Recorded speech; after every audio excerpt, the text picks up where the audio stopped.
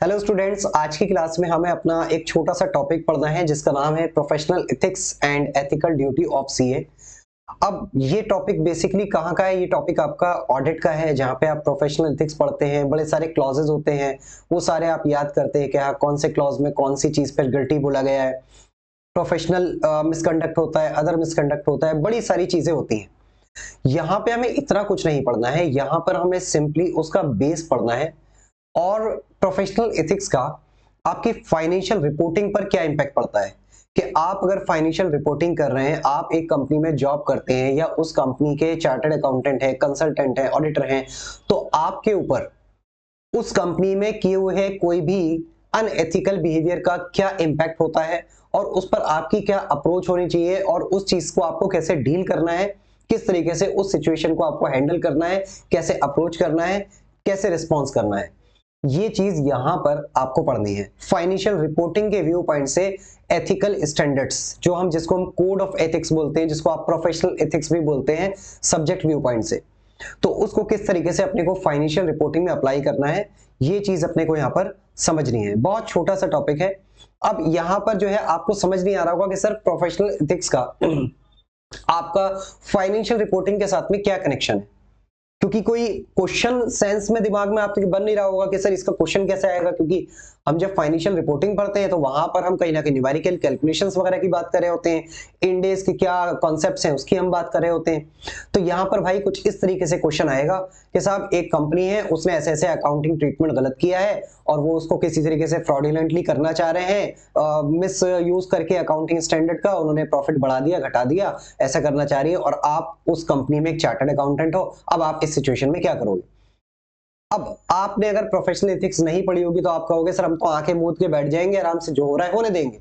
लेकिन इंस्टीट्यूट आपसे ऐसा एक्सपेक्ट नहीं करता है। इंस्टीट्यूट कहता है कि आप एक मेंबर हो इंस्टीट्यूट के, और मेंबर होने के नाते आपकी रिस्पॉन्सिबिलिटी बनती है कि आप अपनी जो डिग्री है, जो हमारा प्रोफेशन है, उसकी गरिमा को बरकरार रखो और उसके जो भी एथिक्स हैं उसको आप फॉलो करके चलो और आप अपनी इंस्टीट्यूट की रेपुटेशन को भी वहां पर रिप्रेजेंट करो।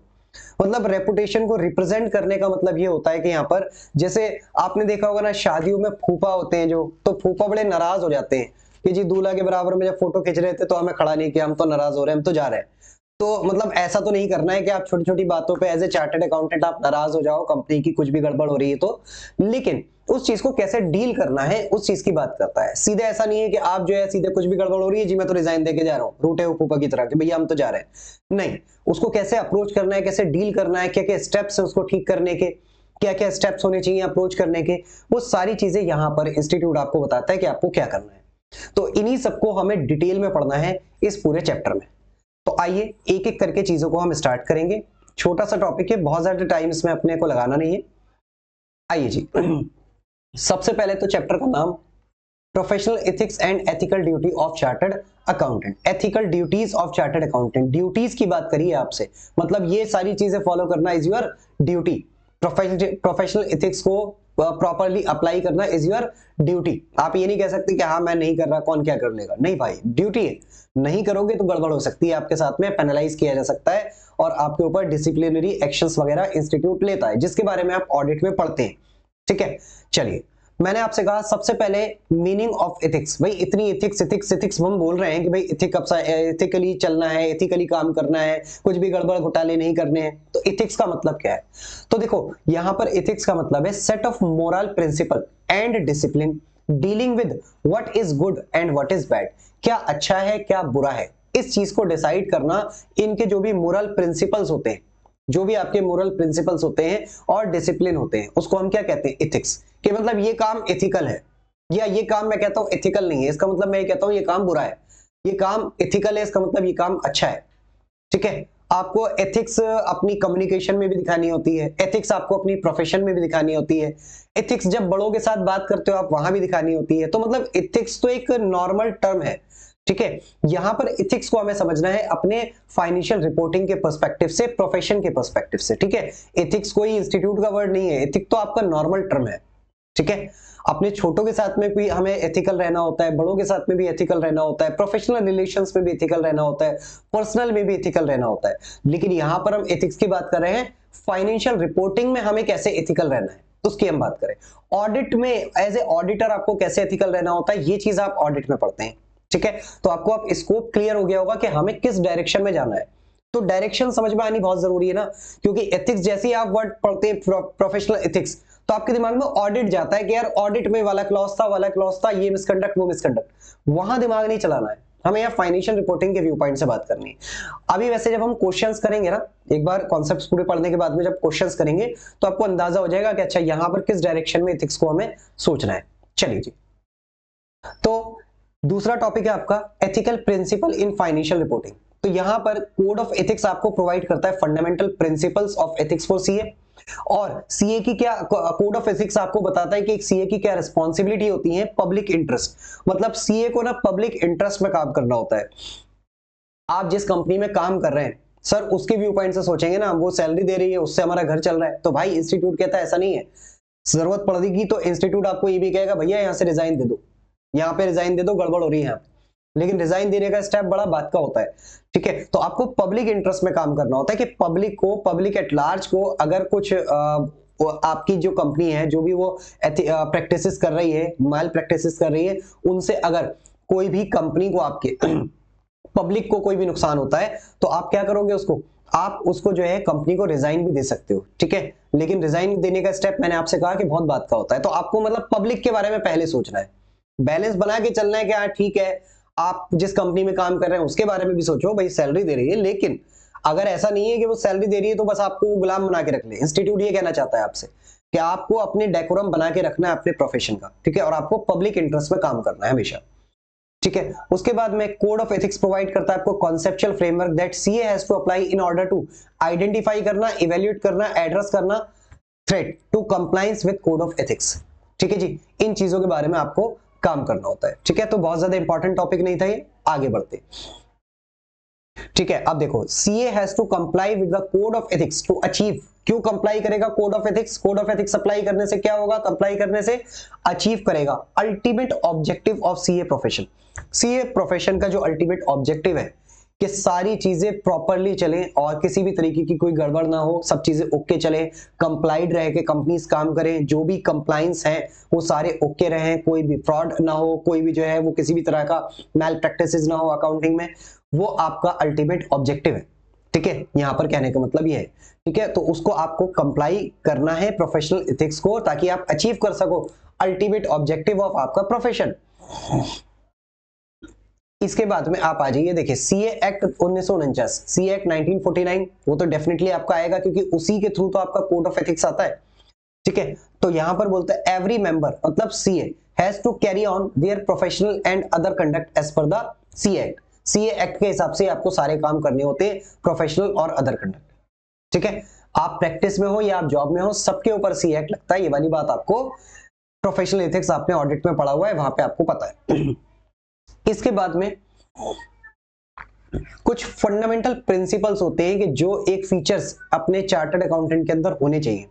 चार्टर्ड अकाउंटेंट के अंदर क्या फीचर्स होने चाहिए? फंडामेंटल प्रिंसिपल्स की बात करता है इंस्टीट्यूट। फंडामेंटल प्रिंसिपल्स बोलता है कि सीए जो होना चाहिए वो इंटीग्रिटी वाला होना चाहिए, स्ट्रेट फॉरवर्ड, भाई स्ट्रेट फॉरवर्ड और ऑनेस्ट होना चाहिए इन ऑल प्रोफेशनल और बिजनेस रिलेशंस। भाई ऑनेस्ट रहो, स्ट्रेट फॉरवर्ड रहो, जो बात है जैसे है वैसे ही रखो, बात घुमा फिरा के नहीं रखेगा, स्ट्रेट फॉरवर्ड रहेगा, ऑनेस्ट रहेगा अपने सारे प्रोफेशनल ड्यूटीज में। कोई भी काम करेगा ऑनेस्टी के साथ में करेगा, कोई भी काम करेगा आपको प्रॉपरली काम करेगा, इंटीग्रिटी उसके अंदर मेंटेन करके रखनी है आपको, ठीक है। चार्टर्ड अकाउंटेंट के अंदर इंटीग्रिटी का फीचर होना ही होना चाहिए। उसके बाद में ऑब्जेक्टिविटी, ये चीजें आपको पता है, मैं तो यहाँ पर इसलिए पढ़ा रहा हूँ क्योंकि इंस्टीट्यूट ने आपके एफआर में भी दे रखा है। वैसे तो मैं ये कह सकता हूँ ये पूरा चैप्टर ही आपको पता है, लेकिन फिर भी पढ़ाना जरूरी है क्योंकि एफआर में जब दे रखा है तो एफआर व्यू पॉइंट से हमें पढ़ना है। उसके बाद में कहता है ऑब्जेक्टिविटी, कहता है don't compromise professional judgement because of bias. आपको बाइस नहीं होना है, ऑब्जेक्टिविटी मेंटेन करके रखनी है, किसी भी सिचुएशन में आपको बाइस नहीं होना है, अपने प्रोफेशनल जजमेंट को आपको कॉम्प्रोमाइज नहीं करना है किसी भी सिचुएशन में।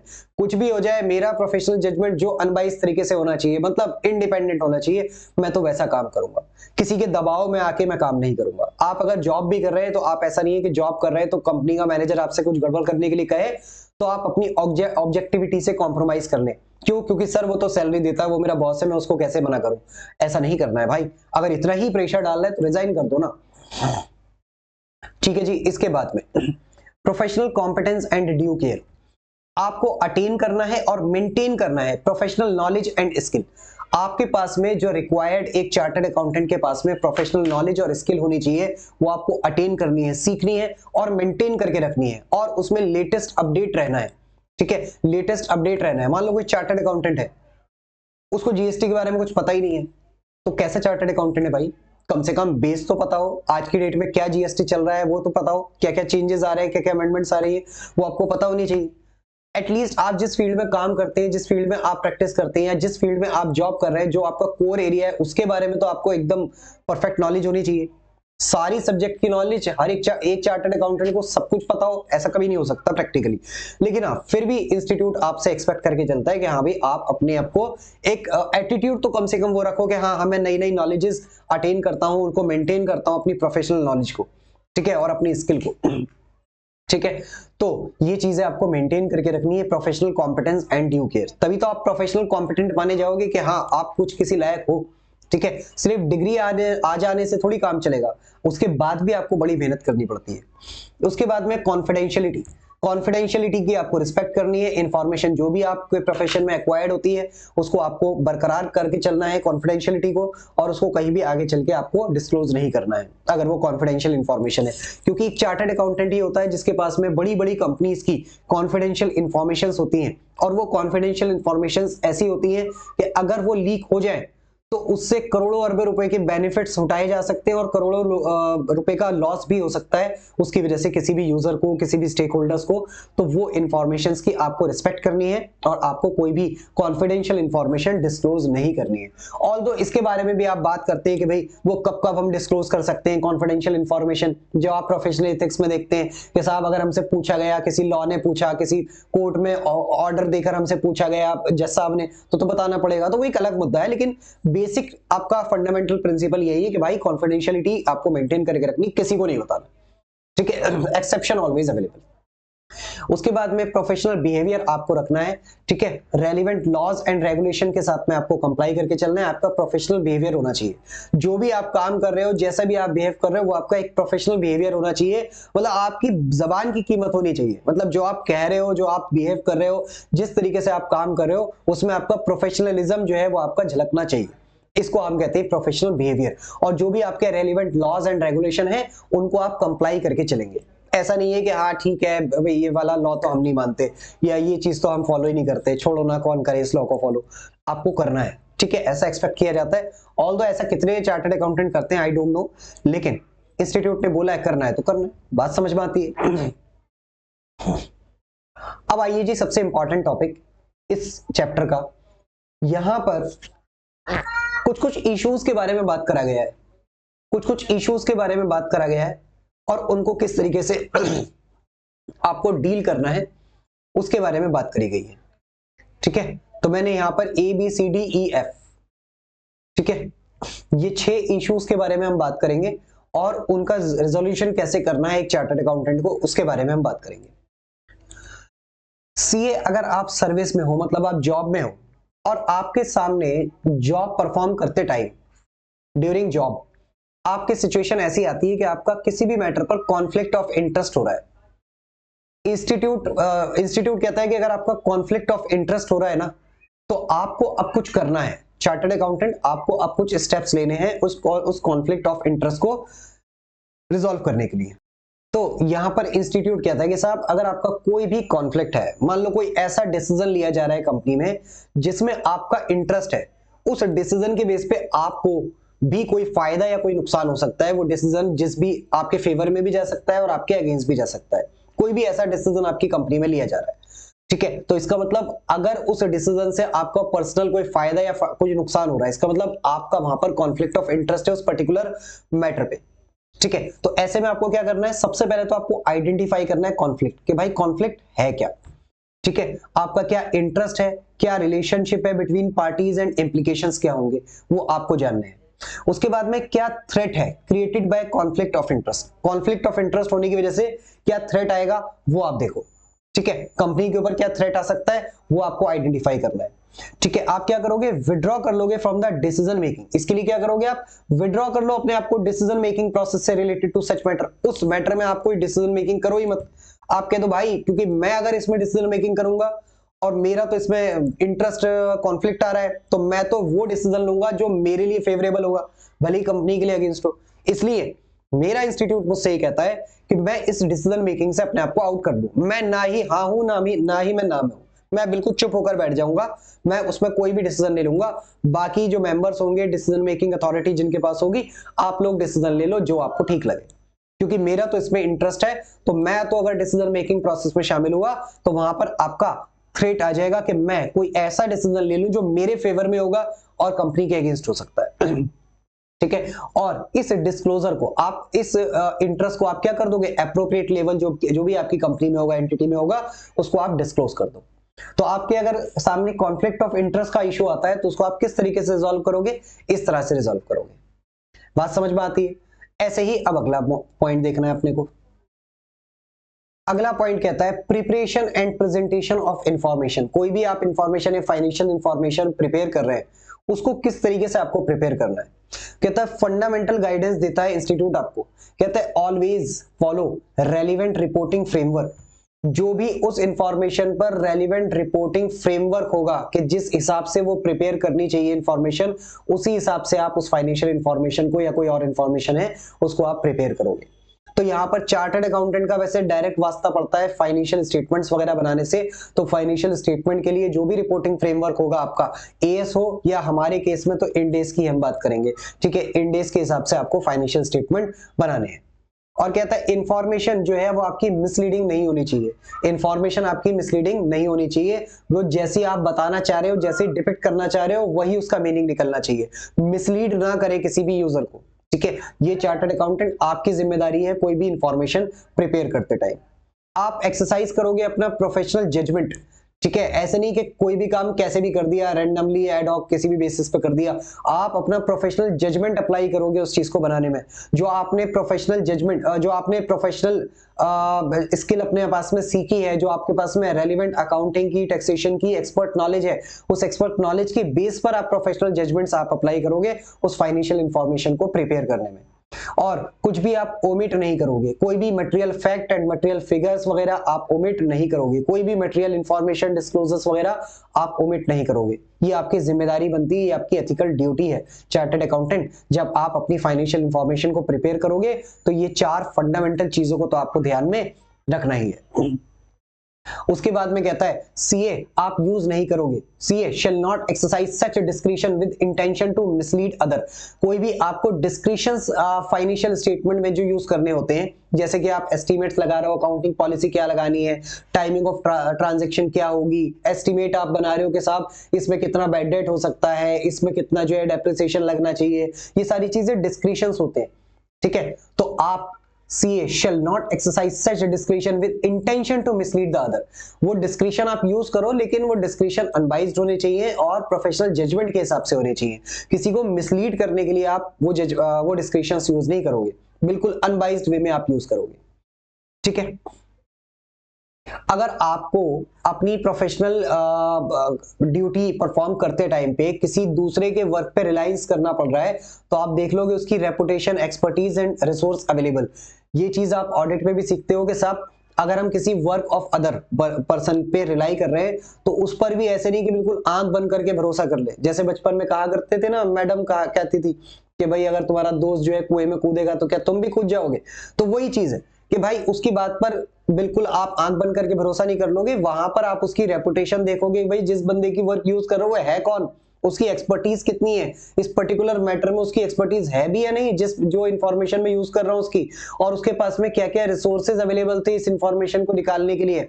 हो सकता है उसके पास में वो रिसोर्सेज ही अवेलेबल ना हो जिसकी बेसिस पर उसने ये इंफॉर्मेशन बनाई है, सफिशिएंट रिसोर्स अवेलेबल ना हो, उसने बस ऐसी एड हॉक कैसी भी बना दी और वो गलत बन गई रिपोर्ट, क्योंकि वो जो है एक्सपर्ट नहीं था या वो जो है उसके पास में रिसोर्स अवेलेबल नहीं थे, और वो इंफॉर्मेशन जो गलत है वो आपने अपनी फाइनेंशियल इंफॉर्मेशन को प्रिपेयर करने में यूज कर ली और आपने उसकी बातों पर भरोसा कर लिया, तो वो तो आपकी गलती मानी जाएगी, ठीक है। तो इंस्टीट्यूट कहता है कि सीए भाई साहब आपको ध्यान में रखना है, जब भी आप किसी की काम पर भरोसा कर रहे हैं तो ऐसे आंख बंद करके भरोसा नहीं करेंगे, उसकी रेपुटेशन, एक्सपर्टीज और उसके पास में क्या क्या रिसोर्सेज अवेलेबल है वो चीज आपको चेक कर लेनी है, ठीक है। इस चीज का आपको ध्यान रखना है।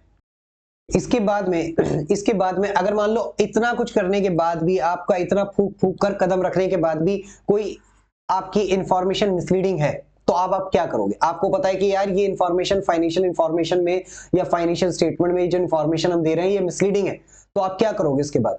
कहता है डिस्कस करो विद मैनेजमेंट या TCWG that information is misleading. Management को या टीसीडब्ल्यूजी को आप बताओ कि भाई साहब ये इंफॉर्मेशन मिसलीडिंग है, कुछ इसको ठीक करो। वो भी नहीं मानते तो कहता है request to take appropriate action to resolve matter. ठीक है, उनको रिक्वेस्ट करो कि भाई साहब डिस्कस करो उनसे, और उसके बाद में उनको रिक्वेस्ट करो कि सर ये जो है एप्रोप्रिएट एक्शन लो, इसमें इसको मैटर को रिजॉल्व करो, ये इंफॉर्मेशन जो है मिसलीडिंग चली गई फाइनेंशियल इंफॉर्मेशन में, और इसको ठीक कराओ। कहता है इस in case information already disclose to the intended user. अगर मान लो financial statement, financial information user तक जा चुकी है, अल्टीमेट यूजर जो है मतलब शेयर होल्डर तक जा चुकी है फॉर एग्जांपल, ठीक है, तो आप क्या करोगे? Inform them correct information. उनको बता दो भाई साहब आपके पास जो पहले इंफॉर्मेशन आई थी ना वो गलत थी, करेक्ट इंफॉर्मेशन ये है। करेक्ट इंफॉर्मेशन उनके पास तक पहुंचा दो। आप करते नहीं हो भाई, कोई इंफॉर्मेशन ऑलरेडी जा चुकी है कंपनी से, जो है वो आउट हो चुकी है, इंटेंडेड यूजर तक जा चुकी है, और वो आपको पता है यार ये तो मिसलीडिंग इंफॉर्मेशन यूजर तक चली गई, तो करेक्ट इंफॉर्मेशन तो पहुंचा दो। जो चली गई वो वापस थोड़ी खींच लोगे, जो जा चुकी, लेकिन अब करेक्टिव एक्शन क्या होना चाहिए भाई? करेक्ट इंफॉर्मेशन भी उन तक पहुंचा दो कि भाई साहब वहां पर ये वाली जो फिगर है ना ये गलत है, करेक्ट ये है। करेक्ट इंफॉर्मेशन यूजर तक पहुंचा दो ताकि यूजर को भी लगे अच्छा हाँ भाई कंपनी ने देखो गलती हो गई थी, तो गलती होना देखो बड़ी बात नहीं है, गलती किसी से भी हो सकती है। गलती के बाद में आपने करेक्टिव एक्शन कितनी तेजी से लिया, कितना जबरदस्त एक्शन लिया, उस पर डिपेंड करता है कि आपकी इंटीग्रिटी कैसी है। गलती तो किसी से भी हो सकती है ना भाई, आपने जाने अनजाने गलती हो सकती है, अगर जानबूझ के गलती कर रहे हो तो वो तो फ्रॉड में आता है, ठीक है, लेकिन अगर आपसे गलत इंफॉर्मेशन चली गई तो आप करेक्ट इंफॉर्मेशन यूजर तक पहुंचा दो, कोई दिक्कत थोड़ी है। कहता है कंसल्ट विद आईसीआई, आईसीआई से कंसल्ट करो। अगर आप मान लो ऐसा भी नहीं कर पा रहे हो, मैनेजमेंट आपका सपोर्ट नहीं कर रहा है, तो आप क्या करोगे? आईसीआई इंस्टीट्यूट है आपका, इंस्टीट्यूट को बोलो इंस्टीट्यूट ऐसे ऐसे हो रहा है, यहाँ पे गड़बड़ हो रही है। ऑडिटर से बोलो, उस कंपनी का कोई ऑडिटर होगा उससे बात करो कि ऑडिटर जी ऐसे ऐसे गड़बड़ हो रही है। कोई लीगल काउंसिल होगी उससे बात करो आप, ठीक है। अगर इनसे भी आपका काम नहीं चलता है तो आप कम्युनिकेट करो थर्ड पार्टी को, रेगुलेटरी अथॉरिटीज वगैरह को बात करो। जैसे मान लो लिस्टेड कंपनी है तो सेबी में जाके आप बात करोगे, सेबी से बोलो कि भाई ये गड़बड़ कर रहे हैं, ये मिसलीडिंग इंफॉर्मेशन जो है यूजर तक पहुंचा रहे हैं, और इससे तो शेयर मार्केट में भूचाल आ जाएगा और गड़बड़ हो जाएगी, ठीक है। तो थर्ड पार्टी से बात करोगे आप, रेगुलेटरी अथॉरिटीज से बात करोगे। इतना छाती पीटने के बाद, इतना हाथ पैर मारने के बाद, इतनी हाय तौबा मचाने के बाद भी अगर कुछ नहीं होता है तो क्या करेगा बताओ? चार्टर्ड अकाउंटेंट को क्या करना चाहिए? सर हम तो अगर चार्टर्ड अकाउंटेंट होते ना तो हम तो ये कहते हैं अरे बाहर में जाओ, इतनी मेरी सुन ही नहीं रहे तो मैं क्या करूं, मैं तो अपने आराम से कैबिन में आगे एसी में बैठूंगा, मेरी मंथली बस सैलरी देते रहना, मुझे कोई दिक्कत नहीं है, कुछ भी करो। क्या ऐसा करोगे आप? क्या इंस्टीट्यूट आपसे ये एक्सपेक्ट करता है? नहीं, इंस्टीट्यूट कहता है सीए साहब अगर मैटर जो है इतने हाथ पैर मारने के बाद भी रिजॉल्व नहीं होता है, if matter are not yet resolve even after taking above action, then CA should resign. साहब उनको जो है इस्तीफा पकड़ाओ और निकल जाओ, ठीक है, आपको रिजाइन दे देना चाहिए। भाई लास्ट यही होगा ना, आपने मैनेजमेंट से बोल दिया कि मैनेजमेंट गलती है ठीक कर लो, मैनेजमेंट ने कहा अरे गलती है तो होने दो, गलत ही देना इन्फॉर्मेशन। उसके बाद में वो गलत इन्फॉर्मेशन यूजर तक भी पहुंच गई, यूजर तक जब पहुंची तो आपने मैनेजमेंट से कहा अरे मैनेजमेंट गलत इन्फॉर्मेशन पहुंच गई, मैं करेक्ट इन्फॉर्मेशन यूजर तक पहुंचा देता हूं। मैनेजमेंट ने आपका हाथ पकड़ लिया, मैनेजमेंट ने कहा नहीं कोई जरूरत नहीं है, गलत ही पहुंचाने दो उनके पास इन्फॉर्मेशन। आपके पास आप आईसीआई के पास गए, आईसीआई भी जो है मान लो अगर कुछ नहीं कर पा रहा, मतलब आईसीआई की भी अपनी लिमिटेशंस कुछ ना कुछ होंगी कि भी पर्सनल मैटर में टांग ना अड़ा पा रहा हो मान लो किसी वजह से, तो आईसीआई कुछ नहीं कर पा रहा, ऑडिटर भी कह रहा है भाई मैं कुछ कर नहीं सकता, मैं तो अपना रिपोर्ट में क्वालिफाई कर दूंगा, गलत जा रही है तो जाए, ठीक है। लीगल काउंसिल है वो कुछ नहीं कर पा रहा, थर्ड पार्टी रेगुलेटरीज वगैरह को मैंने बोल दिया, रेगुलेटरीज भी मान लो जो है उन्होंने कुछ एक्शन लिया या नहीं लिया, क्या करा, कुछ नहीं हो पा रहा मान लो, उसके बाद भी इंफॉर्मेशन जो है ठीक नहीं हो पा रही। वैसे तो इतना होने के बाद हो जाती है, ठीक है, लेकिन फिर भी इंस्टीट्यूट एकदम वर्स्ट केस में लेके चलता है, अब भी कुछ नहीं हो रहा तो क्या करोगे भाई? रिजाइन कर दो, ये तो आपके हाथ में है। कोई आपको जो है जंजीरों में, पैर में जंजीरें डाल के थोड़ी बैठा रखा है आपको चेयर पे कैबिन में कि नहीं सीए साहब यहीं पे बैठ के काम करोगे, जाने नहीं देंगे आपको, रिजाइन दे दो, खत्म बात, मत आओ उस जॉब पे, ठीक है, इतना तो कर ही सकते हो। तो कम से कम इससे इंस्टीट्यूट की रिस्पेक्ट तो बनी रहेगी ना। जैसे फूफा अपनी रिस्पेक्ट बनाते हैं कि भाई दूल्हा के बराबर में जब फोटो खींच रहे थे तो हमें बराबर में खड़ा नहीं किया, हमें तो पीछे खड़ा कर दिया, तो फूफा जब वापस चले जाते हैं तो हम भले ही कहते हैं यार फूफा बड़े नाटक है, लेकिन फूफा ने अपनी रिस्पेक्ट तो रख ली ना, उन्हें लगा यार मेरी इज्जत नहीं हो रही यहाँ पे तो मैं जा रहा हूँ यहाँ से। तो ऐसी सीए साहब आपको करना है, लेकिन फूफा की तरह नहीं कि बिल्कुल एक मिनट में भाई कोई भी इंफॉर्मेशन मिसलीडिंग है तो आप नाट के बैठ जाओ, नहीं यार मैं तो जा रहा हूँ, मैं तो रिजाइन दे रहा हूँ। नहीं, इंस्टीट्यूट कहता है भाई यार तेरी जॉब है, जॉब चली जाएगी, बेरोजगार हो जाएगा, इसलिए तो पहले कोशिश करना कि इंफॉर्मेशन ठीक हो जाए। अच्छे से हाथ पैर मार, उसके बाद भी नहीं हो पा रहा है तो रिजाइन दे दे, ठीक है। तब तो हम खुद कह रहे हैं रिजाइन दे दे, लेकिन ऐसे नहीं कि पहली बार में आप रिजाइन दे दोगे, ठीक है। ऐसा नहीं करना है आपको, ये सारे स्टेप्स लेने हैं, हाथ पैर मारने हैं, हाय तौबा मचानी है, उसके बाद में जो है फिर आपको रिजाइन देना है। इसके बाद भी अगर कुछ नहीं हो पाता है, इंफॉर्मेशन मिसलीडिंग ही रहती है, मान लो करेक्ट नहीं होती है, ठीक है। तो ये चीजों को आपको ध्यान में रखना है। आइए जी अगला पॉइंट देखो, यही वाला पॉइंट बड़ा था, बाकी पॉइंट छोटे, एक दो पॉइंट और बड़े नीचे। सी पॉइंट पे आ जाओ, कहता है फाइनेंशियल इंटरेस्ट है, अगर आपका फाइनेंशियल रिपोर्टिंग या डिसीजन मेकिंग में कोई भी फाइनेंशियल इंटरेस्ट आपका जुड़ा हुआ है तो आप क्या करोगे। कहता है CA shall not manipulate information और use confidential information for personal gain. Simple सी बात है, अगर मान लो कोई भी आपका फाइनेंशियल इंटरेस्ट जुड़ा हुआ है कंपनी की फाइनेंशियल रिपोर्टिंग में या फिर डिसीजन मेकिंग में, तो उसमें आप कोई भी इंफॉर्मेशन को इस तरह से मैनिपुलेट नहीं करोगे जिससे कि आप कॉन्फिडेंशियल इंफॉर्मेशन का कोई भी ऐसा बेनिफिट नहीं लोगे जिससे आपको पर्सनल गेन्स वगैरह हो सके। शैल नॉट मैनिपुलेट इंफॉर्मेशन, कोई भी इंफॉर्मेशन को मैनिपुलेट नहीं करोगे और किसी भी कॉन्फिडेंशियल इंफॉर्मेशन को अपने पर्सनल गेन के लिए आप यूज नहीं करोगे। वैसे ऐसा होता नहीं है जहां तक मैंने पर्सनली देखा है, मतलब बहुत सारे चार्टर्ड अकाउंटेंट्स होते हैं, वो बड़ी सारी लिस्टेड कंपनीज वगैरह में जैसे काम करते हैं, तो मैंने देखा है कि वो लोग इंफॉर्मेशन जो कॉन्फिडेंशियल होती है, मतलब लगता है कि हाँ यार ये तो सेबी के हिसाब से कॉन्फिडेंशियल इंफॉर्मेशन है, वो डिस्क्लोज कर देते हैं किसी को भी और उस पर बेनिफिट्स भी लेते हैं। और चार्टर्ड अकाउंटेंट्स ही नहीं, काफी सारे कंपनी सेक्रेटरीज वगैरह भी मैंने देखे हैं, तो इस तरह ऐसी चीजें कर लेते हैं, ठीक है, कोई बड़ी बात नहीं है। लेकिन भाई होना क्या चाहिए, हम तो वो पढ़ रहे हैं ना, होता क्या है वो अलग बात है, वो होता है तो गलत होता है, ऐसा नहीं करना चाहिए सीए को, सीएस को या किसी भी प्रोफेशनल को। करना क्या चाहिए आपको, कोई भी बेनिफिट नहीं लेना चाहिए, पर्सनल गेन्स आपको नहीं लेने चाहिए, ठीक है। इंड्यूसमेंट्स, कोई भी इंड्यूसमेंट्स आपकी किसी भी फॉर्म में हो सकती है, कोई भी गिफ्ट हो सकता है, हॉस्पिटैलिटी हो सकती है, एंटरटेनमेंट हो सकता है, डोनेशंस वगैरह हो सकती है, एम्प्लॉयमेंट अपॉर्चुनिटी वगैरह हो सकती है, जो आपको किसी से भी ऐसा इंड्यूसमेंट मिले, ठीक है। तो क्या करना है, सीए को एडवाइस किया जाता है फॉर नॉट टू एक्सेप्ट और after any type of inducement directly और थ्रू एनी क्लोज रिलेटिव। किसी भी तरह की इंड्यूसमेंट आप एक्सेप्ट नहीं करो, क्योंकि उससे क्या होगा, उससे आपको बाइस डिसीजन लेने के लिए मजबूर किया जाएगा फ्यूचर में। इसलिए इंस्टीट्यूट आपको एडवाइस करता है कि आप कोई भी इस तरह का इंड्यूसमेंट ना ही एक्सेप्ट करो, ना ही ऑफर करो, any type of inducement directly या फिर अपने किसी क्लोज रिलेटिव के थ्रू। किसी ऐसा हो सकता है कि किसी क्लोज रिलेटिव के थ्रू आपको इंड्यूसमेंट मिली है, तो उससे भी तो अल्टीमेटली आप ही इन्फ्लुएंस हो रहे हो ना, ठीक है। तो वो चीजों का आपको ध्यान रखना है। अब नोक्लार, रिस्पॉन्डिंग टू नोक्लार, नोक्लार को किस तरीके से आपको रिस्पॉन्ड करना है, ये भी आप नोक्लार के बारे में प्रोफेशनल एथिक्स वगैरह में पढ़ते हैं, ठीक है। तो यहां पर कहता है CA should aware of any non compliance in the entity, कोई भी नॉन कंप्लायंस हो रहा है एंटिटी में, उसके बारे में सीए को अवेयर रहना पड़ेगा। मतलब सीए आप ये नहीं कह सकते कि जी ये तो हो रहा था मुझे पता ही नहीं चला, ठीक है। आपको अवेयर रहना पड़ेगा, आपको जानना पड़ेगा कुछ ऐसा तो नहीं हो रहा है, अवेयर रहो आप, ठीक है। और क्या स्टेप्स आपको लेने, ये 4 स्टेप्स आपको लेने। कहता है एड्रेस द मैटर, टीसीडब्ल्यूजी को आप एड्रेस करोगे, मैटर जो भी नॉन कंप्लायंस का मैटर है वो आप टीसीडब्ल्यूजी को मैटर एड्रेस करोगे। Check whether further action needed, उसके अलावा भी आपकी तरफ से क्या कोई इंफॉर्मेशन, कोई एक्शन नीडेड है वो आप चेक करोगे।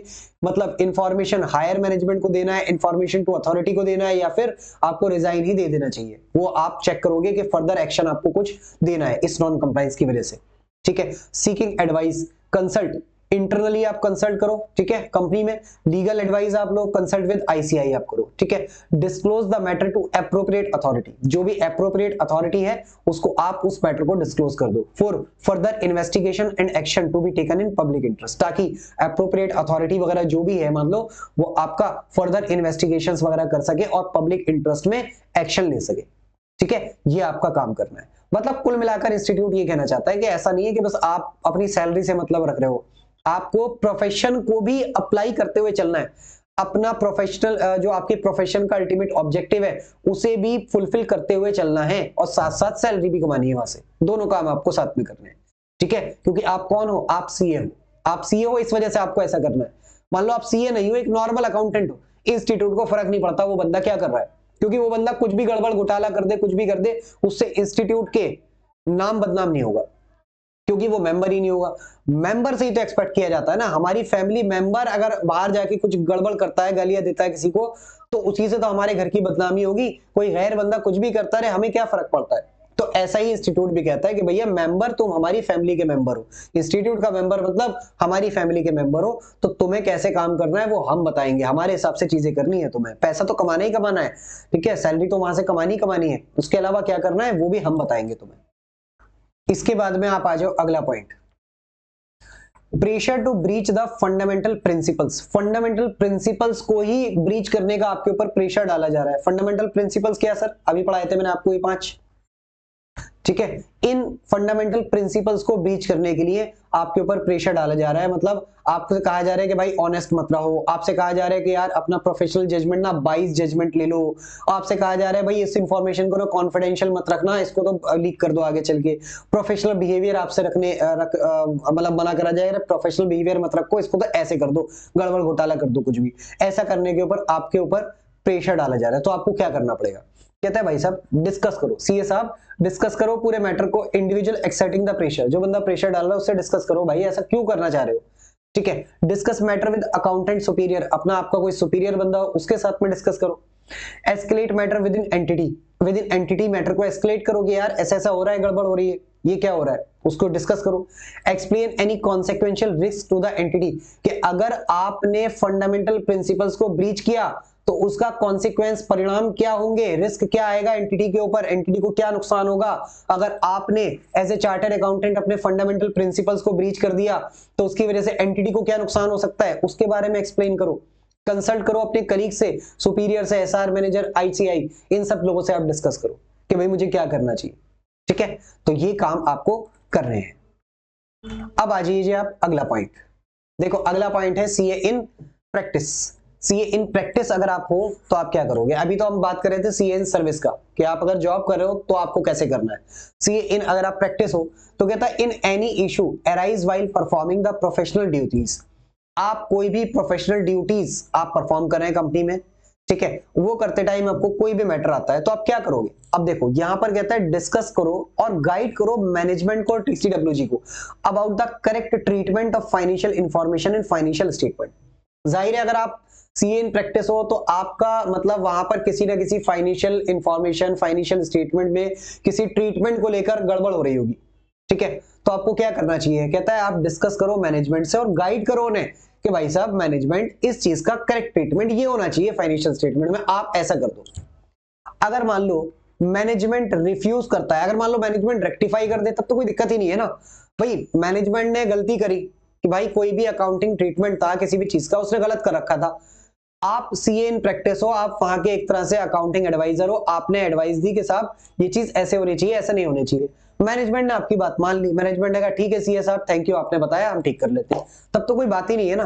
गड़बड़ कब होगी, जब मैनेजमेंट कहे नहीं मैं तो ऐसे ही करूंगा, ठीक है। तो अगर मैनेजमेंट रिफ्यूज करता है टू रेक्टिफाई तब आप क्या करोगे, अब आप ये कहो रहा है जैसा करना है कर, नहीं, यहां पर कहता है रिपोर्ट करो सच फैक्ट इन हिज रिपोर्ट, आपकी कोई ना कोई रिपोर्ट होगी उसमें, उस रिपोर्ट में आप उस फैक्ट को रिपोर्ट करो, ठीक है, सच फैक्ट्स को आप रिपोर्ट करो अपनी ऑडिट रिपोर्ट में या जो भी आपकी रिपोर्टिंग रिस्पॉन्सिबिलिटी है उसमें आपको रिपोर्ट करना होगा कि भाई साहब मैनेजमेंट ने ये गड़बड़ कर रखी है, and report such non compliance with appropriate authority, appropriate authority के साथ भी आप उसको डिस्कस करो कि भाई साहब एप्रोप्रिएट अथॉरिटी, मैनेजमेंट ने ना ये फाइनेंशियल स्टेटमेंट में ये गड़बड़ कर रखी है, मैंने बताया था सही कर दो फिर भी नहीं करी, ठीक है, और विड्रॉ कर लो फ्रॉम सच एंगेजमेंट, और आपको ऐसा लगता है कि सिचुएशन ऐसी है कि विड्रॉ कर लेना चाहिए तो आप विड्रॉ कर लो सच एंगेजमेंट से, उस एंगेजमेंट से ही बाहर आ जाओ, क्योंकि भाई जबरदस्ती आपको पकड़ के काम थोड़ी कराया जा रहा है जंजीरों में बांध के, सीए साहब रिजाइन कर दो ना, विड्रॉ कर लो, देखो रिजाइन नहीं यहाँ पे विड्रॉ वर्ड आएगा, रिजाइन का मतलब होता है जॉब, ठीक है, यहाँ पर विड्रॉ कर लो एंगेजमेंट से, विड्रॉ वर्ड आपका एसेज वगैरह में आता है, रिजाइन भी कह सकते हो वैसे अगर बहुत ज्यादा टेक्निकली नहीं जाना, लेकिन withdraw word is more suitable, ठीक है, विड्रॉ कर लो आप सच एंगेजमेंट से, ठीक है। इस तरीके से आपको रिस्पॉन्स करना है अगर आपको कोई भी अगर आप सीए इन प्रैक्टिस हो और आपको कोई भी ऐसा इश्यू लगता है मैनेजमेंट में तो आप क्या करोगे। चलिए जी, इसके बाद में आ जाइए आप प्रोफेशनल मिसकंडक्ट्स में। अभी तो हमने ये बात करी कि भाई आपको क्या करना है, एक चार्टर्ड अकाउंटेंट अगर आप जॉब में हो या आप प्रैक्टिस में हो तो आपको क्या करना चाहिए। अब वो नहीं किया तो क्या होगा, सर नहीं किया तो हमें पता है ऑडिट में हमने पढ़ा हुआ है कि उसको प्रोफेशनल मिसकंडक्ट मान लिया जाएगा और उसमें देखा जाएगा वो प्रोफेशनल मिसकंडक्ट है या अदर मिसकंडक्ट है, वो कौन से क्लॉज में सुटेबल आता है उस क्लॉज के हिसाब से आपको गिल्टी मान लिया जाएगा। तो यहाँ पर वो इतने सारे क्लॉज तो अपने को नहीं पढ़ने, यहाँ पर जो कुछ रेलिवेंट क्लॉजेस हैं उसके बारे में आपसे बात करूंगा। ठीक है, तो यहां पर देखो आपका सीए इन सर्विस अगर आप हो, fails to comply his professional duty, अगर कोई सीए इन सर्विस है और वो अपनी प्रोफेशनल ड्यूटीज को कंप्लाई करने में फेल हो जाता है, जो ऊपर हमने जो भी पढ़ा वहां पर जो करना चाहिए था सीए इन सर्विस को वो नहीं किया, तो क्या होगा? तो कहता है आपसे शेड्यूल 2 के पार्ट 2 क्लॉज 1 में आप गिल्टी माने जाओगे। शेड्यूल 2 पार्ट 2 क्लॉज 1 क्या कहता है? ये आपका जनरल सा क्लॉज था जो आपने ऑडिट में भी पढ़ा हुआ है। कहता है CA shall be deemed to be the guilty of professional misconduct if he contravene any of the provision of this act. इस एक्ट के किसी भी प्रोविजन को अगर कॉन्ट्रावीन किया तो आप इस क्लॉज में गिल्टी मान लिए जाओगे। और द रेगुलेशंस मेड और guidelines issued by the ICI, इस एक्ट को कॉन्ट्रावीन किया, इस एक्ट के थ्रू आई हुई रेगुलेशंस को कॉन्ट्रावीन किया, इस एक्ट के थ्रू आईसीआई ने जो भी गाइडलाइंस जारी की होती हैं टाइम टू टाइम उनको अगर कॉन्ट्रावीन किया तो वो आप कौन से क्लॉज में, कौन से शेड्यूल के कौन से पार्ट में आप गिल्टी मान लिए जाओगे? शेड्यूल 2 पार्ट 2 क्लॉज 1 में आप गिल्टी मान लिए जाओगे। अब ये सारी चीजें जितनी भी ऊपर पढ़ी है सारा कोड ऑफ एथिक्स में ही तो लिखा है, चार्टर्ड अकाउंटेंट एक्ट में ही तो लिखा है, उनमें से कुछ भी आप कॉन्ट्रावीन करते हो तो बस आप इस क्लॉज में तो आप आ ही जाओगे ना। कितना बड़ा क्लॉज है ये, पूरे एक्ट की बात कर रहा है, प्रोविजन ऑफ दिस एक्ट, इस एक्ट का कोई भी प्रोविजन कॉन्ट्रावीन किया तो इसमें गिल्टी। ठीक है, अब उसमें छोटे से छोटा बड़े से बड़ा सारे गुना आ गए आपके। ठीक है, इसके बाद में CA in practice, CA in practice अगर आप सीए इन प्रैक्टिस हो तो आप guilty of professional misconduct under को होंगे आप शेड्यूल 2 पार्ट 1। शेड्यूल 2 पार्ट 1 के 3 क्लॉज 5, 6 और 7, ये 3 क्लॉज आपके ऊपर लग जाएंगे। क्लॉज 5 क्या कहता है? ये वैसे आपको आते भी होंगे, मुझे बहुत ज्यादा बताने की जरूरत है नहीं। कहता है failure to disclose material fact known to him. ठीक है, आपने कोई भी मटेरियल फैक्ट था जो आपको पता था और आपको ये भी पता था कि ये फैक्ट मटेरियल है, नोन टू हिम, और ये मटेरियल है ये भी आपको पता है, उसको आपने डिस्क्लोज नहीं किया, उसको डिस्क्लोज करने में फेल हो गए। Which are not disclosed in financial statement whose disclosure is necessary, और उसका डिस्क्लोजर आपका नेसेसरी था, मतलब मटेरियल इंफॉर्मेशन थी और आपको पता था कि ये मटेरियल इंफॉर्मेशन मटेरियल है, ये इंफॉर्मेशन मटेरियल है, ये भी आपको पता था और आपने उसको डिस्क्लोज नहीं करा, और उसको डिस्क्लोज करना फाइनेंशियल स्टेटमेंट में जरूरी था। ठीक है, तो आप कौन से क्लॉज में गिल्टी मान लिए जाओगे? क्लॉज नंबर 5 में। उसके बाद में क्लॉज नंबर 6 बोलता है failure to report material misstatement known to him. कोई भी मटेरियल मिस स्टेटमेंट थी और वो आपको पता था कि हाँ ये मटेरियल मिस स्टेटमेंट है, और आपको ये भी पता था कि ये मिस स्टेटमेंट मटेरियल है, that it is material appearing in the financial statement, और उसको आप रिपोर्ट नहीं किया अपनी रिपोर्ट में। कोई भी मैनेजमेंट ने गड़बड़ की हुई है, अकाउंटिंग ट्रीटमेंट गलत किया हुआ है, वो आपको लगता है कि हाँ ये मटेरियल मिस स्टेटमेंट है फाइनेंशियल स्टेटमेंट में, लेकिन आपने क्या करा? उसको छुपा लिया, आपने अपनी रिपोर्ट में उसको शो ही नहीं किया, अपनी रिपोर्ट में उसे शो ही नहीं किया, और जो फाइनेंशियल स्टेटमेंट में अपीयर हो रही थी। तो आप कौन से क्लॉज में गिल्टी मान लिए जाओगे? क्लॉज नंबर 6 में आप गिल्टी मान लिए जाओगे। और क्लॉज नंबर 7 देखो, बहुत ही अच्छा क्लॉज लगता है मुझे हमेशा से, कहता है does not exercise due diligence और is grossly negligent in conduct of his professional duty. ये बड़ा अच्छा क्लॉज है, मतलब अगर किसी ने क्लॉज 7 को कंप्लाई कर लिया ना तो प्रोफेशनल एथिक्स के बहुत सारे क्लॉज ऑटोमेटिकली कंप्लायंस हो जाएंगे। कोई मटेरियल मिस स्टेटमेंट आप अगर फेल हो गए डिस्क्लोज करने में तो वहां भी तो आपने कहीं ना कहीं ड्यू डिलिजेंस और या ग्रॉसली नेग्लिजेंट रहे होगे ना, तभी तो मटेरियल मिस स्टेटमेंट डिस्क्लोज करने में आप फेल हो गए। अगर आप कोई भी मटेरियल फैक्ट जो आपको पता था उसको अपनी रिपोर्ट में डिस्क्लोज करने में फेल हो गए तो इसका मतलब आपने ग्रॉसली नेग्लिजेंट काम किया, इसलिए वाला काम हुआ। तो मतलब इसीलिए मैं कहता हूं कि क्लॉज 7 बहुत अच्छा क्लॉज है। अगर ये दोनों चीजें ड्यू डिलिजेंस और ग्रॉसली नेग्लिजेंट वाला पॉइंट को अगर कोई बंदा ध्यान से कंप्लाई कर लेना तो उसके आधे से ज्यादा क्लॉज तो वैसे ही आपके ओके हो जाएंगे, मतलब वो आपके ब्रीच नहीं करेंगे, बहुत सारे क्लॉज में गिल्टी होने से बच जाएगा अगर उसने इस क्लॉज 7 को ध्यान में रखा। ठीक है, तो मैंने इसी तरीके से क्लॉजेस को याद किया था, तो आप भी इसी तरीके से इन क्लॉजेस को याद कर सकते हो। क्लॉज 7 से बात चलेगी, क्लॉज 7 की वजह से ये और इसको इससे कनेक्ट कर लो। ठीक है, तो अगर आपने कोई भी एक्सरसाइज नहीं किया ड्यू डिलिजेंस या फिर ग्रॉसली नेग्लिजेंट रहे in conduct of his professional duties, ठीक है, जो आपको एक ड्यू डिलिजेंस परफॉर्म करना चाहिए किसी भी काम को करने में, एक डिलीजेंटली काम करना चाहिए, तो आपने डिलीजेंटली काम नहीं किया, आपने बड़ी ही रफ तरीके से काम किया, कुछ भी कर दिया, कोई सोचा ना समझा, ना दाएं देखा ना बाएं देखा, कोई भी डिसीजन ले लिया, कोई भी जो है वो फाइनेंशियल स्टेटमेंट ऐसे ही साइन कर दी, कुछ नहीं सोचा क्या हो रहा है, कहां जा रही है। ठीक है, ग्रॉसली नेग्लिजेंट रहे आप काम को करने में, ठीक है, तो वो आपको क्या माना जाएगा? आपको क्लॉज 7 का गिल्टी माना जाएगा, क्लॉज 7 का आपको गिल्टी माना जाएगा। क्लॉज नंबर 7 पर तो मैंने खुद गिल्टी हो चुका हूं, मैं आपको पर्सनली बता रहा हूं। क्लॉज नंबर 7 पर तो मैं खुद गिल्टी हो चुका हूं, लेकिन जब मैं इस क्लॉज में गिल्टी हुआ था तो मैं सीए था ही नहीं। मैं प्री क्वालिफिकेशन जब मैंने जॉब की थी तो एक टैक्स ऑडिट रिपोर्ट, लॉकडाउन का टाइम था तो सिचुएशन ऐसी ही चल रही थी, घर से काम कर रहे थे। Tax audit report junior staff ने प्रिपेयर कर दी थी 3CD, और उसमें बड़ी ब्लंडर मिस्टेक्स थी, और जो जूनियर स्टाफ था उस पर मेरा एक थोड़ा सा कॉन्फिडेंट था कि हाँ ठीक है, ये ठीक से प्रिपेयर कर लेता है। और मैंने उससे रफली पूछ ली चीजें कि भाई ये चीजें ऐसे ऐसे डिस्क्लोज कर दी, जो भी आपने देखा होगा ना 3CD में बड़े सारे क्लॉजेज होते हैं, तो वो सारे क्लॉजेज जो है उसने सही से उनमें फिगर्स वगैरह फिलअप कर दी, टीडीएस की, ईएसआई, ईपीएफ की, और बड़ी सारी उसमें रिपोर्टेबल ट्रांजैक्शंस जाती हैं, रिलेटेड पार्टी ट्रांजैक्शंस जाती हैं, टीडीएस के डिसअलाउंसेस होते हैं बड़े सारे इनकम टैक्स के हिसाब से, तो वो सब उसको पता था। तो मैंने वैसे ही रफली पूछ लिया एक चेकलिस्ट के हिसाब से कि हाँ ये काम कर दिया कर दिया कर दिया। उसने कहा हाँ सर सब कर दिया। मैंने बस क्या किया, मैंने उसको फर्दर एक बार भी रिव्यू नहीं किया, उसके कहने पर मैंने भरोसा कर लिया, reliance on the work of other पढ़ाया था ना मैंने अभी आपको, ठीक है। मैंने उसके कहने पे भरोसा कर लिया और मैंने कह दिया, मैंने कहा हाँ ठीक है चलो फिर अपलोड कर दो। अब बाद में पता लगा मैंने जो जो चीजें उससे पूछी थी वो चीजें उसने फुलफिल करी ही नहीं थी। उसने टीडीएस के क्लॉजेस में डिसअलाउंसेस जो थे वो भी नहीं करे थे, मतलब 25-25 लाख रुपए के उस कंपनी के टैक्स का बर्डन जो है बढ़ रहा था डिसअलाउंस होने की वजह से। एक एक 1.5 करोड़ रुपए के 1 CR 2 CR के खर्चे थे ऐसे जो डिसअलाउंस होने चाहिए थे, वो डिसअलाउ नहीं किए थे टैक्स ऑडिट रिपोर्ट में। इतने बड़े ब्लंडर्स उसमें हो गए थे और मैंने उस ऑडिट रिपोर्ट को बिना देखे अपलोड करा दिया, मतलब साइन वाइन करा के यूडिन निकाल के प्रॉपर्ली अपलोड कर दिया टैक्स ऑडिट रिपोर्ट को। अब बाद में जब 4-5 दिन के बाद में मैंने कहा चलो ठीक है अब एक बार रिव्यू कर लेते हैं कि क्या क्या है। जब मैंने देखा किसी रीजन से तो मेरे होश उड़ गए कि ये क्या हो गया। तो वहां पर आप समझो मैंने क्लॉज 7 का वायलेशन किया था।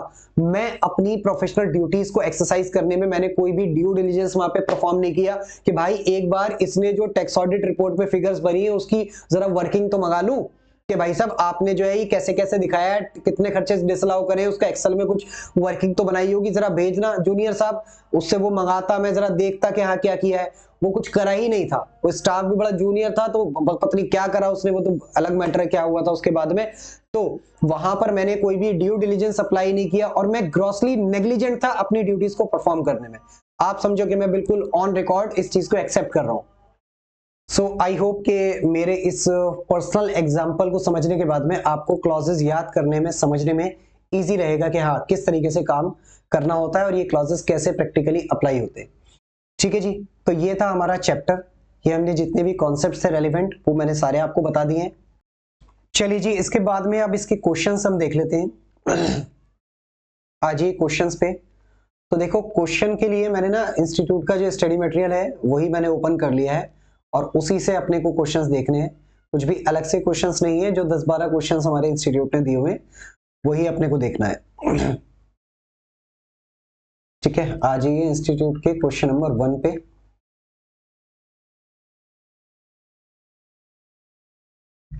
क्वेश्चन नंबर 1, आइए जी ये क्वेश्चन पढ़ते हैं। कहता है info star limited is a listed company engaged in provision of IT services in India. कहता है director are paid a bonus based on the profit achieve by the company during the year as per the bonus table. इन्होंने बोला भाई इतना इतना profit होगा तो इतना इतना बोनस मिलेगा। ठीक है, 1 करोड़ से कम अगर प्रॉफिट होगा तो कोई बोनस नहीं मिलेगा, 1 करोड़ से 5 करोड़ होगा तो 2%, और इसी तरीके से 4, 6, 8 और 30 करोड़ से ऊपर होगा तो 10%। कहता है draft statement of profit loss 31 मार्च 2012 का करंटली कितना प्रॉफिट शो कर रहा है, 2 करोड़ रुपए का। 2 करोड़ रुपए का अगर प्रॉफिट है तो इसका मतलब आपका ये वाली टेबल में आएगा 2% वाले में।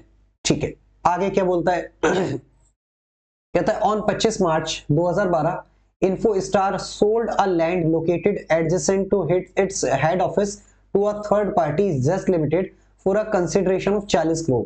कहता है 25 मार्च 2012 को इन्होंने अपनी एक लैंड किसी थर्ड पार्टी को 40 करोड़ रुपए में बेच दी with in intention to purchase the land back on 25 May 2012। इन्होंने कहा कि हम लैंड को वापस से रीपरचेज कर लेंगे, मतलब बेचेंगे और अभी वापस रीपरचेज कर लेंगे अगले साल में। 40 करोड़ प्लस प्रीमियम 6% एक्स्ट्रा देकर हम आपसे वापस परचेज कर लेंगे। 25 मार्च 2012 को हम आपको बेच रहे हैं और उसके बाद में 6% प्रीमियम एक्स्ट्रा देकर हम आपसे वापस से परचेज कर लेंगे। कहता है amount receive from the transaction eliminate the bank overdraft of Infostar on 31/5/2012 on instruction of the chief financial officer, CFO जो था कंपनी का, who is a chartered accountant. देखो यही फंसेगा अब जो भी कुछ हो रहा होगा ना इसमें, ठीक है। तो कहता है transaction was treated as a sale, कहता है सीएफओ ने बोला कि इसको ना हम सेल मानेंगे, ट्रीटेड हम करेंगे इसको sale, included the profit arising on the disposal of statement profit loss 31/5/2012 में दिखाएंगे। तो सबसे पहले तो आप मुझे बताओ क्या ये सेल है? भाई लैंड आपने बेचा है, पीपी आपने बेचा है, क्या ये सेल है? क्या ये 115 के हिसाब से रेवेन्यू है? पहले तो मैं आपसे पूछता हूँ एथिकल पॉइंट इसमें क्या है, वो तो बात की बात है। क्या अकाउंटिंग के हिसाब से क्या ये सेल है? क्या ये कॉन्ट्रैक्ट मतलब कस्टमर से हमने कॉन्ट्रैक्ट किया है, revenue from contract with customer, ठीक है, कि क्या कस्टमर से कोई कॉन्ट्रैक्ट किया है, कस्टमर से कोई रेवेन्यू अर्न किया है। कस्टमर किसको बोलते हैं? जिसको हम जो है अपनी ऑर्डिनरी कोर्स ऑफ बिजनेस में गुड्स या सर्विसेज देते हैं, उसको हम क्या बोलते हैं? कस्टमर। और उससे आने वाला पैसा, उससे कमाने वाली इनकम को हम रेवेन्यू बोलते हैं एज पर इंड एस 115। तो पहला पॉइंट तो मैंने आपको ये क्लियर कर दिया।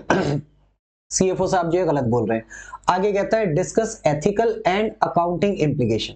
अकाउंटिंग इम्प्लीकेशन मैंने आपको बता दी कि भाई ये आपका क्या है, ये रीपर्चेज एग्रीमेंट के साथ में आपने लैंड को बेचा है, तो ये आपका एक तरह से लोन का अरेंजमेंट माना जाएगा। ये भी 115 और 116 में मैंने आपको बताया था, ये आपका रीपर्चेज के हिसाब से आपका माना जाएगा कि भाई आपने अपने लैंड को गिरवी रखकर एक तरह से 40 करोड़ रुपए का लोन लिया, और 6% का इंटरेस्ट, जो प्रीमियम दे रहे हैं ना, ये प्रीमियम नहीं है, ये एक्चुअल में इंटरेस्ट है। इंटरेस्ट को इन्होंने प्रीमियम का नाम दे दिया बस। 6% का आप इंटरेस्ट दे रहे हो 2 या 3 महीने पैसा यूज करने का, और उसके बाद में लैंड आपकी वापस आ जाएगी। तो एक तरह से लोन लिया है आपने 40 करोड़ रुपए का, ये 40 करोड़ रुपए is not your revenue and hence it is not your income, ठीक है। तो पहला तो मैंने आपको बता दिया अकाउंटिंग इम्प्लीकेशन। एथिकल इम्प्लीकेशन आपके साथ में डिस्कस करूंगा।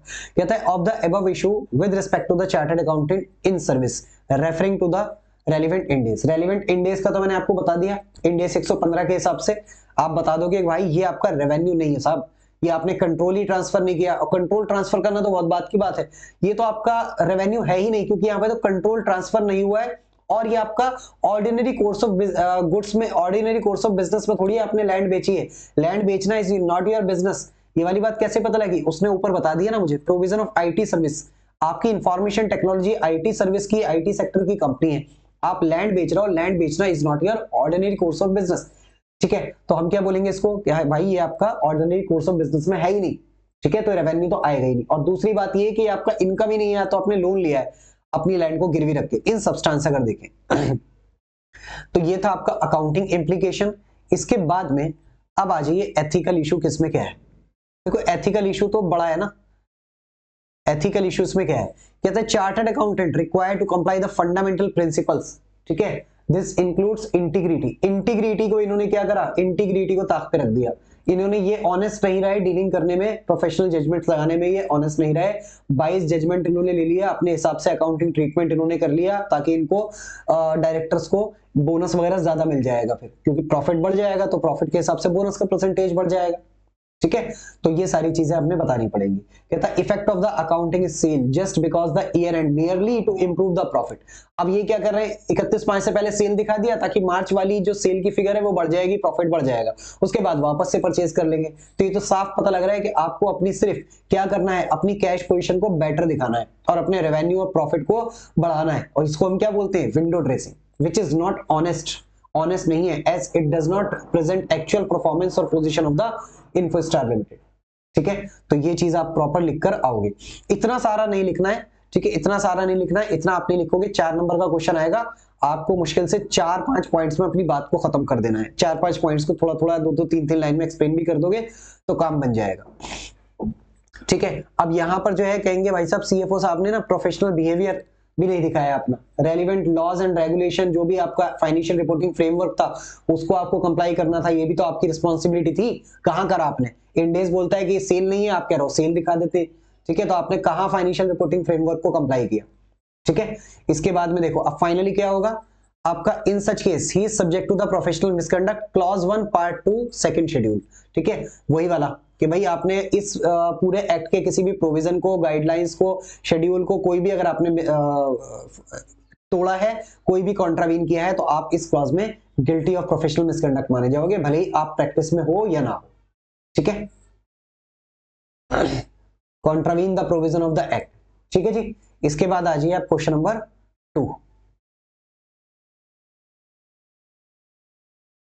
क्वेश्चन नंबर 2, एक सेकेंड, चलिए जी इसको पढ़ते हैं हम। कहता है रुस्तम लिमिटेड एक कंपनी है engage in oil extraction has a present obligation to dismantle the oil rig installed by it at the end of the useful life of 10 year. ठीक है, तो इनको डिसमेंटल करना है ऑयल रिग को आफ्टर 10 ईयर्स के बाद में। कहता है Rustam Limited can not cancel this obligation, मतलब इसको आप अवॉइड भी नहीं कर सकते और ट्रांसफर भी नहीं कर सकते, करना ही पड़ेगा। कहता है Rustam Limited intends to carry out a dismantling work itself. इन्होंने बोला कि भैया हम खुद ही इसको डिसमेंटल करेंगे after 10 year and estimate the cost to be 100 crore at the end of 10 year. इन्होंने कहा कि भाई इसको डिसमेंटल करने में, जो ऑयल रिग वगैरह है इसको डिसमेंटल करने में 10 साल के बाद में 100 करोड़ रुपए का खर्चा आएगा। ये इन्होंने आज ही एस्टिमेट कर लिया। अब देखो कहता है director of Rustam Limited are aware of the requirement of Ind AS 37 provision contingent liability and contingent asset read with Ind AS 16 PP। However they propose to expense, उन्हें पता है कि इंड AS 16 और इंड AS 37 इस provision का क्या treatment बताता है, डिसमेंटलिंग कॉस्ट का क्या प्रोविजन बताता है। ठीक है, उसके बाद भी वो कहते हैं they propose to expense the cost of dismantling the oil rig as and when incurred. कहता है आज की डेट में प्रोविजन क्या बनाना, हम आज की डेट में उसका प्रोविजन क्यों बना के चले, जब इनकर होगी 10 साल के बाद तब का तब खर्चा दिखा देंगे विद नो एंट्रीज और disclosure in the latest financial statement. मतलब वो क्या कह रहे हैं कि 10 साल के बाद खर्चा करना है ना 100 करोड़ रुपए, तो 10 साल के बाद जब इनकर होगा तभी हम खर्चा दिखा देंगे। जबकि आप मुझे बताओ इंड AS 16 और इंड AS 37 क्या बोलता है कि अगर कोई प्रोविजन है डिसमेंटलिंग का वो आपको फ्यूचर में इनकर करना है, उसको प्रेजेंट वैल्यू के बेस पर, बेस्ट एस्टिमेट के बेस पर आज क्या करोगे आप अपनी बुक्स ऑफ अकाउंट में रिकॉर्ड करोगे टू प्रोविजन फॉर डिसमेंटलिंग, और उस प्रोविजन फॉर डिसमेंटलिंग को डेबिट किस में करोगे, उसको आप डेबिट करोगे पीपी में, अगर वो किसी पीपी से रिलेटेड है तो। ठीक है, पीपी की कॉस्ट में आप ऐड करके दिखाओगे और उस पीपी पर इंक्लूडिंग डिसमेंटलिंग कॉस्ट आप डेप्रिसिएशन चार्ज करोगे और जो प्रोविजन होगा उसको इंड AS 37 के हिसाब से कंपाउंडिंग वगैरह करोगे और उसको अनवाइंड करते हुए आगे लेके चले जाओगे। मतलब कुल मिलाकर अकाउंटिंग ट्रीटमेंट तो आपको पता ही है। मतलब मैं ये कहना चाहता हूँ कि इंड AS 37 ये कहता है कि जो भी फ्यूचर में आपको कॉस्ट इनकर करनी है उसका आज की डेट में आप प्रोविजन बनाकर चलोगे, आज की डेट में आप प्रोविजन बनाकर चलोगे। ऐसा नहीं है कि भाई साहब जब इनकर होगी ना तब का तब देखा जाएगा, मतलब जब तलवार लटकेगी 100 करोड़ रुपए देने की तभी हम खर्चा दिखा देंगे, ऐसा नहीं है। ठीक है, अब ये कह रहे हैं कि भाई साहब ऐसे ही कर लेंगे हम तो, कि जब इनकर होगा तब करा जाएगा। अब वो आर्ग्यूमेंट कर रहे हैं, देखो एक तो गलती कर रहे हैं, मतलब कहते हैं ना उसमें चोरी और सीना जोरी। कहता है they argue that application of Ind AS involve judgement and although prudence is mentioned in the conceptual framework and it is among the one valley of the way achieving faithful presentation. मतलब सारी कह रहे हैं भैया ऐसे करके भी faithful presentation आ जाएगी और कॉन्सेप्चुअल फ्रेमवर्क में तो ये लिखा है वो लिखा है, सारी बातें बेकार है भाई। जो इंड AS ने बोला है वैसा करोगे ना, वैसा क्यों नहीं कर रहे। उसके बाद में कहता है discuss whether director are acting unethically in the above instance, क्या अनएथिकली काम कर रहे हैं, हाँ भाई बिल्कुल कर रहे हैं। What should be the practising chartered accountant, देखो प्रैक्टिसिंग चार्टर्ड अकाउंटेंट के व्यू पॉइंट से बात करी गई है। कहता है course of the action in this regard, practising chartered accountant हो आप, आपके सामने आपकी खुली आंखों के सामने ये सब हो रहा है, ठीक है, तो आपको क्या करना पड़ेगा। ठीक है, आपको क्या करना चाहिए, आपकी खुली आंखों के सामने ये सब कर रही है कंपनी, आप क्या करोगे। अब देखो इसमें इतना लंबा चौड़ा आंसर होता है, ये इतना सारा कुछ नहीं लिखना, आपके 4 पेज इसी में भर जाएंगे, इसमें से हम सिर्फ काम काम की बातें लिखेंगे। अब हम सबसे पहले क्या बोलेंगे कि भाई साहब इंड AS 37 का कॉन्ट्रावेंशन है, ये क्या है आपका इंड AS 37 का कॉन्ट्रावेंशन है, सबसे पहली बात तो इंपॉर्टेंट ये है। ठीक है, और एज पर इंड AS 16 और Ind AS 37 entity at the time of initial recognition ही कैपिटलाइज करती है present value of the cost of dismantling, जो भी आपको फ्यूचर में इनकर करनी है, और उसके हिसाब से आप क्या करते हो प्रोविजन बना लेते हो और उस प्रोविजन को आप क्या करते हो कंपाउंड करते चले जाते हो, इंटरेस्ट रेट चार्ज करते चले जाते हो। ठीक है, अब यहां पर ये डेलिबरेटली दिख रहा है कि आपने कॉन्ट्रावीन कर रहे हो, ये आपकी अनइंटेंशनल मिस्टेक नहीं है, आपको पता है कि यहाँ क्या ट्रीटमेंट होना चाहिए, फिर भी आप वो ट्रीटमेंट नहीं कर रहे। ठीक है, अब यहां पर कहता है 2 director can exercise strong undue influence over the chartered accountant. कहता है डायरेक्टर जो है अनड्यू इन्फ्लुएंस कर सकते हैं चार्टर्ड अकाउंटेंट को। The chartered accountant is bound to act with the integrity and remain unbiased. लेकिन चार्टर्ड अकाउंटेंट से क्या उम्मीद की जाती है, इंस्टीट्यूट क्या उम्मीद करता है कि आप इंटीग्रिटी के साथ में काम करो और अनबाइस्ड रहो, अपना प्रोफेशनल जजमेंट लगाओ, जहां जहां आपको जरूरत पड़े वहां पे आप अपनी चलाओ, जैसा इंस्टीट्यूट बोलता है वैसा आप काम करो। Recommending the director that end S 16 और end S 37 must be complied. और आपको क्या करना चाहिए, आपको कहना चाहिए भाई साहब कंप्लाइड करो इंड एस 16 और इंड एस 37 को, ठीक है। ऐसा करना आपको चाहिए। उसके बाद में देखो यहां पर कहता है it is essential for the chartered accountant to inform those governance direct about the necessary corrective measure, कि भाई ये ट्रीटमेंट गलत है, करेक्ट ट्रीटमेंट ये है, करेक्ट ट्रीटमेंट उन्हें बता दो। आप चार्टर्ड अकाउंटेंट हो, इंडेस आपसे अच्छे किसको आते होंगे, डायरेक्टर को आते होंगे क्या इंडेस, वो तो उसको ठीक है थोड़ी बहुत नॉलेज होगी, लेकिन आपको, आप स्पेशलिस्ट हो उसके, आप एक्सपर्ट हो चार्टर्ड अकाउंटेंट, आप बताओ उनको क्या करेक्टिव एक्शंस लेनी चाहिए फाइनेंशियल स्टेटमेंट में, ठीक है। आपको फंडामेंटल प्रिंसिपल्स को, अपने प्रोफेशनल बिहेवियर को डिमॉन्स्ट्रेट करना चाहिए compliance with the relevant laws and regulation, कि जो भी रेलेवेंट लॉज एंड रेगुलेशन है, फाइनेंशियल रिपोर्टिंग फ्रेमवर्क है, उसको आप कंप्लाई करने के बारे में बात करो डायरेक्टर के साथ में, और उनको कन्वे करो कि भाई ये करेक्टेड ट्रीटमेंट है आपका, ठीक है। By communicating the correct measure to responsible for the governance, जो भी लोग रिस्पॉन्सिबल है उन्हें बताओ, और चार्टर्ड अकाउंटेंट को बताना पड़ेगा भाई साहब ये आपने रेक्टिफाई करना पड़ेगा। चार्टर्ड अकाउंटेंट इंश्योर करे कि कॉन्ट्रावेंशन जो है रेक्टिफाई हो गया है, अगर हो गया है तो अच्छी बात है, नहीं हुआ है तो फिर क्या करोगे आप, नहीं हुआ है तो भाई वही सारी चीजें कि आपको रिजाइन भी देना पड़ सकता है ठीक है। However if does not communicate the corrective measure to the director, अगर आपने करेक्टिव मेजर डायरेक्टर्स को नहीं बताए तो क्या होगा, the fundamental principle of professional behaviour will breach, आपका फंडामेंटल प्रिंसिपल ब्रीच हो जाएगा, क्योंकि फंडामेंटल प्रिंसिपल क्या बोलता है आपसे कि आपको प्रोफेशनल बिहेवियर करके रखना है वहां पे, ठीक है, आपको जो करेक्ट ट्रीटमेंट है वो आपको बताना है। Member should comply with the relevant laws and regulation to avoid any action discretion the provision profession, ठीक है। तो वो चीजें आपको सारी करके रखनी है। अगर आपने ऐसा ऐसा नहीं करा तो आप 5, 6 और 7 में गिल्टी हो जाओगे चार्टर्ड अकाउंटेंट। 5, 6, 7 को थोड़ा थोड़ा आप बता दो, 5 में क्या कहता है, 6 में क्या कहता है और 7 में क्या बोलता है, बस इतना सा काम आपको करना है। मतलब कोई भी क्वेश्चन आएगा ना प्रोफेशनल एथिक्स का, वहां पर एक तो आपसे अकाउंटिंग क्या गलत करी है वो चीज के बारे में बात करवाएगा कि भाई गलत करी है या नहीं, अगर गलत करी है तो सही करेक्टिव क्या है, तो करेक्ट ट्रीटमेंट अकाउंटिंग का बताओगे। फिर उसके बाद में कहता है आप चार्टर्ड अकाउंटेंट ने ये क्या कैसे अप्रोच करेगा, तो वहां पर देखो वही घिसी पिटी बातें हैं कि भाई जो करेक्ट ट्रीटमेंट है वो बताएगा, ठीक है, और उसको जो है प्रोफेशनल बिहेवियर करके चलना है, इंटीग्रिटी मेंटेन करके चलनी है, उसको अनबाइज्ड रहना है, यही सारी बातें आपको लिखनी है घुमा फिरा के हर चीज में, क्योंकि कुल मिला के क्वेश्चन कुछ भी आए, अकाउंटिंग ट्रीटमेंट सबका अलग अलग होता है, अकाउंटिंग वाला क्वेश्चन अलग हो सकता है, लेकिन प्रोफेशनल एथिक्स वाला क्वेश्चन जो है वो हमेशा सेम ही रहेगा, घुमा फिरा के यही सारी गिनती चुनती की बातें आपको लिखनी है। आपको इंटीग्रिटी मेंटेन करके चलनी है, अनबाइज्ड रहना है, ऑब्जेक्टिविटी आपको मेंटेन करनी है। कहीं पर हो सकता है कि आपका कोई ऐसा पॉइंट आ जाए जहां पे कॉन्फिडेंशियल इंफॉर्मेशन की बात करें कि भाई कॉन्फिडेंशियल इंफॉर्मेशन ब्रीच नहीं करनी चाहिए चार्टर्ड अकाउंटेंट को, ठीक है, तो वो चीजें आपको बतानी है, और नहीं करोगे तो क्या होगा, वो 5 आपके क्लॉज है, 5, 6, 7 सॉरी 3 क्लॉज है आपके, तो क्लॉज नंबर 5, 6 और 7 वो आप बता दोगे, ठीक है। बस इतना ही करना है आपको। आगे आ जाए अगले क्वेश्चन पे।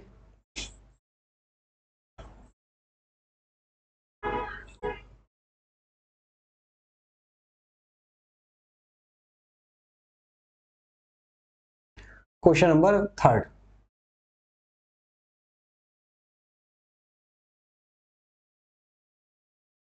आइए जी, क्वेश्चन नंबर 3 पे आते हैं।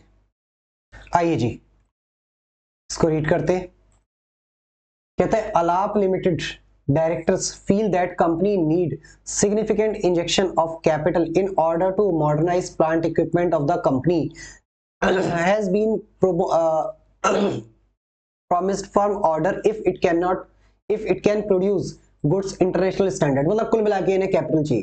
कहता है current lending policy of the bank require prospective borrowing demonstrate strong projected cash flow coupled of the debt with a debt coverage service ratio exceeding 10, मतलब उनके पास में अच्छे कैश फ्लोज होने चाहिए कंपनी के, डेट इक्विटी रेशियो कम, debt service coverage ratio कम से कम आपका 10 होना चाहिए, उससे ज्यादा होना चाहिए, ठीक है।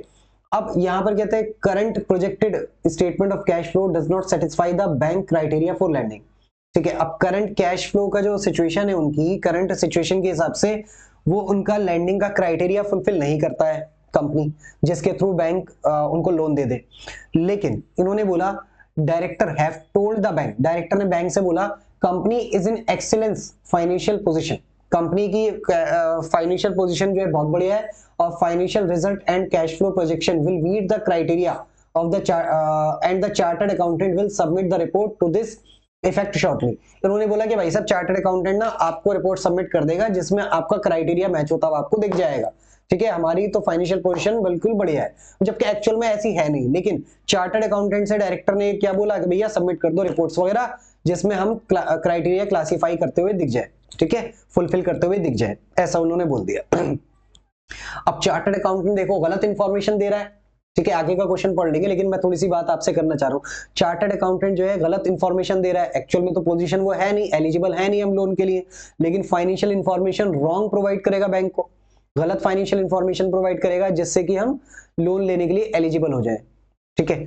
अब कहता है उसके बाद में, कहते हैं chartered accountant has recently joined Alap limited, नया नया अभी अलाप लिमिटेड में लगा है, and has openly stated that he cannot afford the lose his job because of financial commitment। कहता है भाई साहब मेरे ऊपर भी बड़ी सारी फाइनेंशियल कमिटमेंट्स हैं अपनी पर्सनल, जिनको मीट करने के लिए मुझे जॉब की जरूरत है, मैं जॉब लूज नहीं कर सकता, मुझसे गलत काम कराया जा रहा है लेकिन फिर भी मैं कर दूंगा क्योंकि मैं जॉब लूज नहीं कर सकता, ठीक है। उसके बाद में कहता है डिस्कस करो potential ethical conflict which may arise in the above scenario and the ethical principle which guide how chartered accountant should respond the situation, कैसे उसको रिस्पॉन्ड करना चाहिए और क्या एथिकल गाइडेंस है जो इंस्टीट्यूट ने चार्टर्ड अकाउंटेंट को बोली हुई है इस सिचुएशन में करने के लिए। अच्छा यहाँ पर देखो कोई अकाउंटिंग ट्रीटमेंट गलत करा है ऐसा कुछ नहीं है, ये तो आपका आउट ऑफ अकाउंटिंग बात कर रहे हैं, ठीक है, ऐसा कोई नहीं है अकाउंटिंग ट्रीटमेंट कुछ गलत किया है, तो जरूरी नहीं है कि हमेशा अकाउंटिंग ट्रीटमेंट ही आएगा, उसे ठीक करना पड़ेगा और फिर एथिकल बात बताओगे, डायरेक्ट एथिकल बात भी पूछ सकता है, ठीक है। तो यहाँ पर कुछ ऐसा नहीं है, अकाउंटिंग ट्रीटमेंट वगैरह की बात हम करेंगे।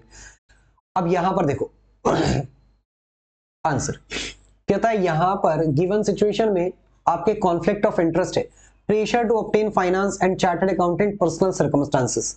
यहाँ पे कहता है चार्टर्ड अकाउंटेंट अंडर प्रेशर है to provide bank projected cash flow will meet the bank criteria, जबकि फैक्ट एक्चुअल प्रोजेक्शन क्या है, do not meet the criteria. और चार्टर्ड अकाउंटेंट को पता है भाई, ये चीज तो सीए को पता होगी ना कि हाँ मैं जो है मैं गलत कर रहा हूँ, मैं रिपोर्ट जो है मैनिपुलेट करके दे रहा हूँ, ठीक है, और देनी पड़ रही है क्योंकि डायरेक्टर ने बोला है नहीं दूंगा तो जॉब से निकाल देगा, ठीक है।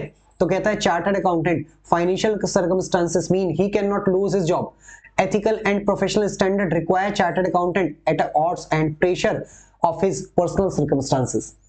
अब यहां पर कहता है duty to shareholder employ and bank, कहता है director have duty to act in the best interest of the company share holder.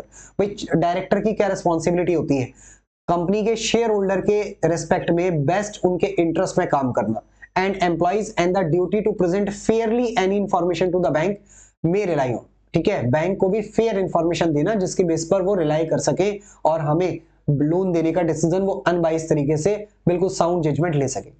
कहता है injection of the capital modernise capacity expansion के लिए ग्रेटर प्रॉफिट आएंगे, interest of the shareholder employ के लिए, ये सारी बातें इन्होंने बोली। फिर कहता है if such finance is obtained based on the misleading information, कहता है अगर मान लो गलत इंफॉर्मेशन देने के बाद में आपको फाइनेंस मिल गया, it could actually be detrimental to going concern status of the company, इसकी वजह से कंपनी का गोइंग कंसर्न स्टेटस भी आपका हार्म हो सकता है, ठीक है। It could be argued that there is a conflict between short term and medium term interest of the company, ठीक है, and its long term interest, ठीक है। इसके बारे में कहता है कि आर्ग्यू कर सकते हो आप कि भाई हमारा शॉर्ट टर्म पीरियड के लिए हमने ये लोन लिया था, कोई दिक्कत नहीं आएगी, ठीक है, ये लाइन लिखने की आपको बहुत ज्यादा जरूरत नहीं है। इसके बाद में कहता है ethical principle guiding chartered accountant. अब ये तो सारी बात थी कि भैया गलत कर दिया, ये हो गया वो हो गया, डायरेक्टर को क्या करना चाहिए था, हमने सारा ज्ञान अपना जो है वो ज्ञान की बरसात कर दी।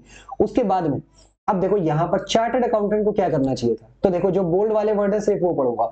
अब यहाँ पर कहता है फाइनेंशियल सर्कमस्टांसेस में प्रेशर उसके ऊपर आया फ्रॉम द डायरेक्टर और उसको पता था, नोइंगली डिस्क्लोज करा इनकरेक्ट इंफॉर्मेशन बैंक को, चार्टर्ड अकाउंटेंट ने जानते हुए गलत इंफॉर्मेशन बैंक को डिस्क्लोज करी और क्या किया, उसने अपने फंडामेंटल प्रिंसिपल से कंप्लाई कर दिया, ऑब्जेक्टिविटी, इंटीग्रिटी और प्रोफेशनल कॉम्पिटेंस। अब कहता है bias due to risk of losing job, वो बाइज्ड हो गया क्योंकि उसको रिस्क लग रहा था कि मेरी जॉब चली जाएगी, उसने अपनी ऑब्जेक्टिविटी कॉम्प्रोमाइज कर दी, इंटीग्रिटी में उसने कॉम्प्रोमाइज कर दी, ठीक है, इनकरेक्ट इंफॉर्मेशन नोइंगली डिस्क्लोज कर दी, उसे पता था गलत इंफॉर्मेशन दे रहा हूं और वो गलत इंफॉर्मेशन उसने डिस्क्लोज कर दी।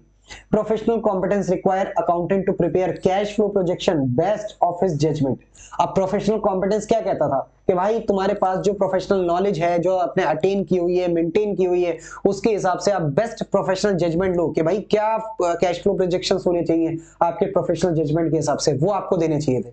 जब आगे आपको दे कौन से दिए कैश फ्लो प्रोजेक्शन, कैसे दे दिए, जिससे कि आपको लोन मिल जाए, जबकि आपको तो अपना प्रोफेशनल जजमेंट लगाना चाहिए था कि भाई मेरे हिसाब से तो ये कैश फ्लोज होंगे कंपनी के, मैं चार्टर्ड अकाउंटेंट हूं, मुझसे ज्यादा और कौन बता सकता है, वो आपको लगाना चाहिए था।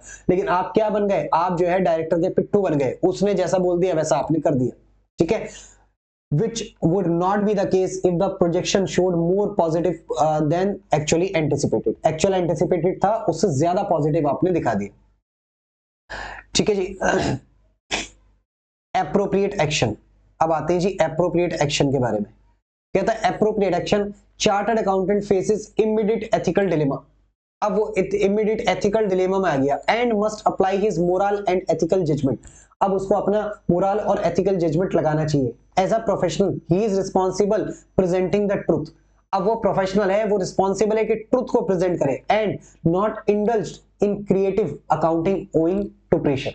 और क्रिएटिव अकाउंटिंग ना करे, मतलब विंडो ड्रेसिंग वगैरह चीजों में ना जड़े, ठीक है। कहता है chartered accountant should put the interest of the company and professional ethics first. Company का इंटरेस्ट और प्रोफेशनल एथिक्स को उसको फर्स्ट रखना चाहिए, हमेशा प्राइमरी प्राथमिकता देनी चाहिए, ठीक है।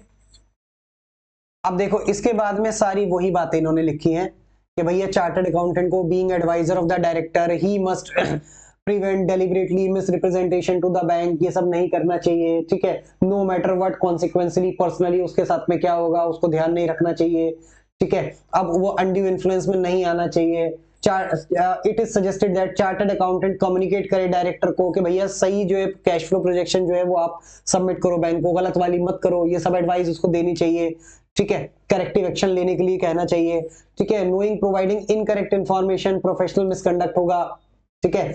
इस तरीके से सारी चीजें आपको वो सब बातें लिखनी है।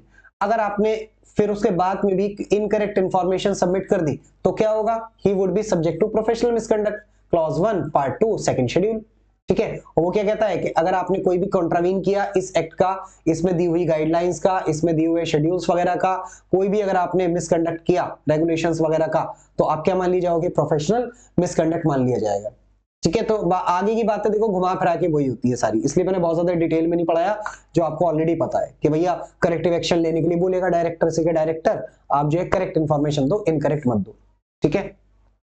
और जो है जो भी हायर अथॉरिटी की बात भी कर सकते हैं कि भाई अगर हमें ऐसा लगता है ऑडिटर वगैरह का इसमें इन्वॉल्वमेंट है तो ऑडिटर से भी कह सकते हैं, कोई लीगल काउंसिल वगैरह हो कंपनी का उसके साथ में भी डिस्कस कर सकते हैं। मतलब ऐसा नहीं है कि हर बात सबको बतानी होती है बिल्कुल शोर मचा के, जो मैटर जिससे रिलेटेड होता है उसके साथ में बात करेंगे ना, ठीक है। तो इस तरीके से आपको अप्रोच करना होता है, तो अप्रोच करने का तरीका हमेशा सेम ही रहता है, ठीक है। इसी तरीके से आप किसी भी मैटर को अप्रोच करेंगे। चलिए जी अगले क्वेश्चन पे आते हैं। अगला क्वेश्चन है आपका सनशाइन लिमिटेड का। देखो ये भी देखो सिमिलर वैसा ही क्वेश्चन है, इसमें भी वही एथिकल बातें आएंगी, सारी घुमा फिरा के सेम होंगी।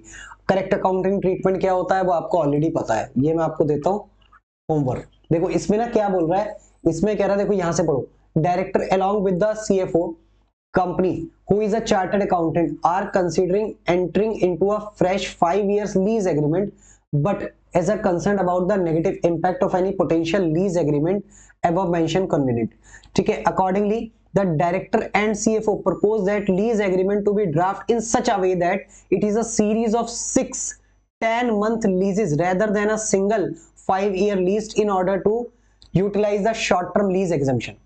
इंडेस 116 में हमने पढ़ा था ना शॉर्ट टर्म लीज एग्जम्पशन हम ले लेंगे, तो इन्होंने कहा कि भाई हमें जो है वो एक लॉन्ग टर्म के लिए चाहिए लीज जो चाहिए वो करनी तो हमें लॉन्ग टर्म के लिए है, 5 साल के लिए करनी है मान लो।